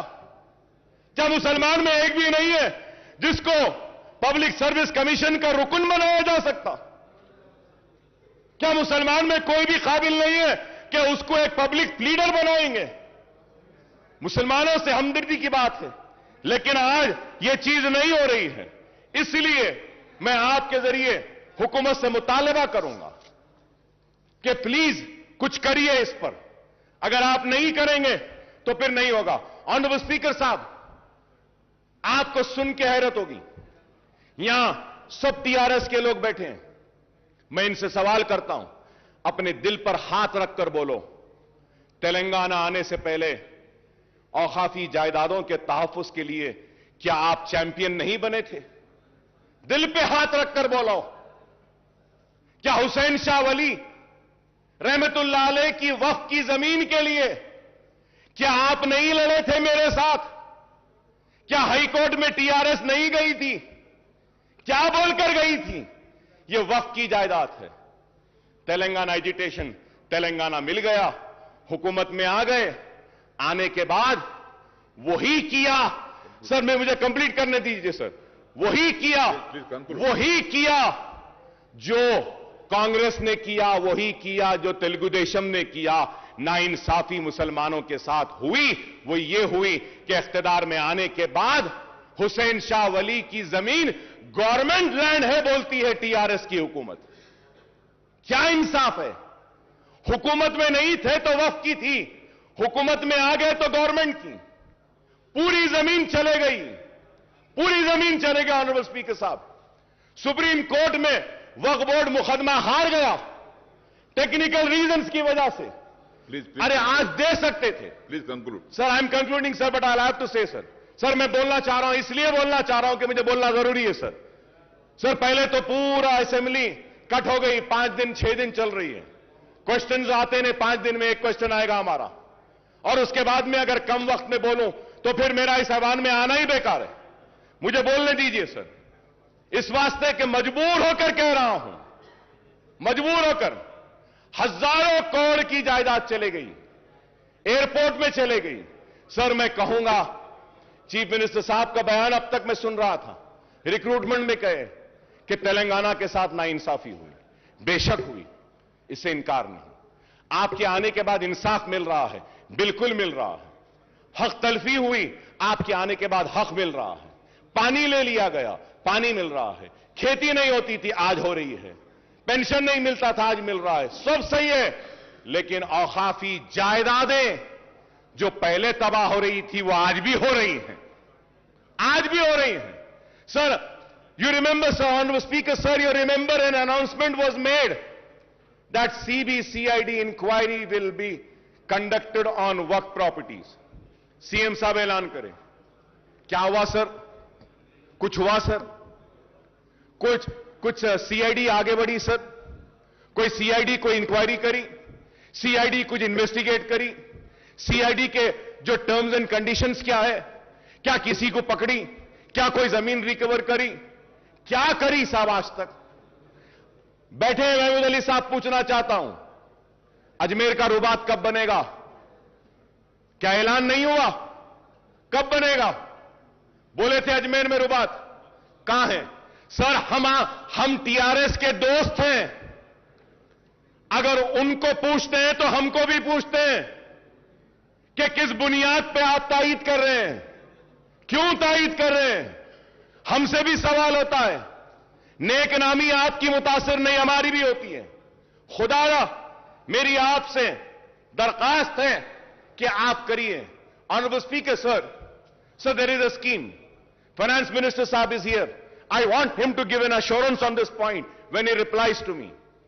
Sir, Government of India is giving matching grant for construction of, जो speech में बोले Finance Minister साहब, construction of minority schools and residential schools. For that, Waqf Board has given land. वहां पे भी Waqf Board की land होना है. वहां पे भी Waqf Board होना है. मल्टीनेशनल्स को गवर्नमेंट देती है, फैब सिटी को गवर्नमेंट देती है, हर एक के लिए गवर्नमेंट देती है, लेकिन हमारे लिए नहीं. आपकी जमीन ही दो. Sir, government of India had given sanction the amount. From last 3.5 years the state government has not given its share. मेरे पास डिटेल्स हैं सर. I have the details. Why are you not releasing your share of funds is the question sir. क्यों नहीं दे रहे? Release कर दीजिए आप. Minority residential school Waqf board की जमीन पर आने दीजिए ना. नहीं आते. सर, निजामिया टीबी कॉलेज का क्या हाल है सर? बिल्डिंग कमजोर हो गई, गिरने पर है. उस्मानिया हॉस्पिटल का क्या हाल है? उस्मानिया हॉस्पिटल की बिल्डिंग कमजोर. सर, बोला जा रहा है कि इतने हॉस्पिटल्स आ रहे हैं शहर के अतराफ. I am finishing sir. Sir, Osmania hospital भी बनाइए, उस्मानिया दवाखाना भी बनाइए. आप 4-4, 5 दवाखाने बना रहे हैं, बनाइए. सर, ऑनरेबल स्पीकर सर, मैं आपको फिर से याद दिलाता हूं, मैं नई बात नहीं कर रहा हूं सर. ऑनरेबल स्पीकर साहब, मैं नई बात नहीं कर रहा हूं. जो बार बार जो हर सेशन में करता हूं वही बात कह रहा हूं. उर्दू को दूसरी सरकारी जबान का मौका दिया गया सर. सर, ये बजट की आज जो स्पीच का जो बुक हमको दिए ना साहब, उसमें तेलुगु था, इंग्लिश था, उर्दू नहीं था. उर्दू नहीं था. बाद में मंगाना पड़ा तो वहां से जाके उर्दू आया हमारे पास. क्यों साहब? उर्दू को दूसरी सरकारी जबान का मौखफ दिया गया है तो आप उर्दू के साथ इंसाफ करिए. उर्दू बोर्ड्स नहीं, आरटीसी के बसेस पे नहीं, सरकारी दफातर के बोर्ड्स पे नहीं, मुतरज्जिम को हमारी नुमाइंदगी पर मुकर्रर किया गया डिस्ट्रिक्ट कलेक्टर ऑफिस में, लेकिन आज तक भी कोई दरखास्त नहीं ली जाती. सर, उर्दू को उसका जायज हक दीजिए. यह हम मुतालबा करते हैं. हमारा मुतालबा कोई अलग नहीं है सर. जो जो वादे किए गए मैं वही दोहरा रहा हूं. Sir, honourable speaker sir, when I talk about minorities, sir, मैं आपको फिर से और एक बात याद दिलाता हूं. सर, इस ऐवान में ये पूरे लोग गवाह हैं. चीफ मिनिस्टर साहब ने कहा कि Muslim minorities will be treated on par with SC STs. बोले या नहीं बोले सर? मेरे पास है सर, कौन सी तारीख को बोले, लेकर आया सर. सर, क्या Muslim minorities are given the same treatment as to what the SCs and STs have been given? Sir, Honorable Speaker, sir, you will be surprised, sir, अगर मैं आपके सामने पढ़कर सुनाऊं. आप सुनिएगा sir. Sir, Scheduled Caste Development Department in the state of Telangana has 83 schemes, in which six schemes are centrally sponsored, whereas 49 schemes come under SC sub-plan. Sir, मैं बोल रहा हूं, scheduled tribe department has 91 various schemes in which 6 schemes are centrally sponsored and 56 schemes come under ST sub plan. कितने? 56. Backward classes. 40 schemes, 4 schemes are centrally sponsored. The BC department has no sub plan. चलिए साहब, आ गया ना साहब, आपके सामने scheduled caste 83, scheduled tribe 91, BC 14, minority, चलिए minority welfare. The minority welfare department has only 28 schemes, in which one scheme is run by center. The minority welfare department has no other scheme. Mahmood Ali साहब बैठे हैं, मैं महमूद अली साहब से भी पूछना चाहता हूं. महमूद अली साहब, आप बोलिए, माइनॉरिटी फाइनेंस कॉर्पोरेशन से किसी एक गरीब को भी लोन दिया गया क्या? बताइए, दिल पे हाथ रखकर बोलिए. माइनॉरिटी फाइनेंस कॉर्पोरेशन से एक को भी नहीं दिया गया सर. सर 1.5 लाख रुपए देते बोले थे. 3 साल सर, 1 साल नहीं, 2 साल नहीं, 3, यह 4था साल है. 4 साल से एक मुसलमान को अपने पैरों पे खड़े होने के लिए कारोबार का खर्च माइनॉरिटी फाइनेंस कॉर्पोरेशन नहीं दिया. 1.5 लाख एप्लीकेशन पेंडिंग है या नहीं, ये बताइए. क्या क्लियर हुआ? सर मैं आप कोई नई बात नहीं कह रहा हूं सर, दिल जल रहा है सर, तकलीफ हो रही है कि हम आपके दोस्त हैं, आपका साथ दे रहे हैं, लेकिन आज क्या है बताइए. माइनॉरिटी फाइनेंस कॉर्पोरेशन पूरा मुर्दा हो गया सर. टिमरीज हां अच्छा चल रहा है, अनीसुल गुरबा काम हो रहा है, दरगाह बनाने शाह का काम हां हो रहा है, 69 कॉन्ट्रैक्ट लेक्चरर्स को रेगुलर अब ये आज के बाद हो जाएगा, मुतरजम आए हो जाएंगे. मैं ये नहीं कह रहा हूं कि नहीं हुए. शादी मुबारक, यस 2 लाख शादी मुबारक में गरीब बच्चियों की शादियां हुई, मुबारकबाद देता हूं हुकूमत को, बहुत अच्छा काम है. जो अच्छा है उसकी तारीफ करूंगा, जो नहीं हो रहा है उसको बोलकर रहूंगा, क्योंकि आवाम मुझे बोलने के लिए भेजी है. बोलना मेरा काम है. मेरी इस बात को यह ना समझे कि मैं आप पे तनकीद कर रहा हूं या मैं आपका दुश्मन हूं. नहीं, मैं आपका दोस्त हूं, इसलिए कह रहा हूं कि यहां पे नहीं हो रहा है, इसको करिए. करेंगे तो खुशी होंगे, करेंगे तो मुसलमान और करीब आएंगे, करेंगे तो मुसलमान जोश दर जोश आएंगे. यही मैं कहना चाहता हूं. आज इतने बच्चों को टिमरीज के जरिए पढ़ाया जा रहा है, ये काबिल मुबारकबाद है. मैं तारीफ करता हूं हुकूमत की, अच्छे कामों की भी तारीफ करता हूं. Honourable speaker sir, health department पे भी जब आते हैं, मिनिस्टर साहब के जो बुक में जो कहे हैं, फिर से सर इसमें भी गलतियां हैं. Sir we need to correct sir. Sir I am just finishing sir. Please come. I am finishing, sir. Just 2 to 3 minutes I am finishing. I request Honorable Speaker, sir. Just 2 to 3 minutes, sir. Sir, the health sector, while 6,295 crores were allocated in financial year 2021-22, rupees 11,237 crores have been allotted for medical and health sector in budget for 22-23, making an increase of 4,942 crores in share numbers. The breakup of proposed allocation is 5,743 crores under scheme expenditure and rupees 4,968 crore under establishment expenditure. It is welcome sign that the health sector has got a much needed boost with budget allocation for the financial year 22-23 being 78.5% more than the current fiscal year, even as Telangana government seeks to build a robust healthcare network across the state. However, the allocation to the health sector now accounts for only 4.37% of the total budget. I have the list every year from 2014-15 but there is no time, so I'm just going further ahead, sir. For 22-23, the allocation has been increased from various schemes under scheme expenditure, rupees 1,000 crores for construction of medical colleges and hospitals, rupees 1,000 crores for construction of super speciality hospital. The allocation for these two categories in the current fiscal year was 0, though allocation has been increased for purchase of surgical consumable, diagnostic, reagent and disposable. The allocation to the National Program for Prevention of Control of Cancer, Diabetes, Cardiovascular Disease and Stroke has been raised from 5 crores in the current financial year to 308 crores for the next year, sir. The scheme expenditure for primary health centers under the Director of Public Health did not see any increase, and it was same case with the allocation of prevention of control of disease, sir. Sir, I congratulate the government for coming up with the dialysis centers. It was needed, and it's very good work that the government is doing. I congratulate the government for coming up with बस्ती दवाखाना, sir.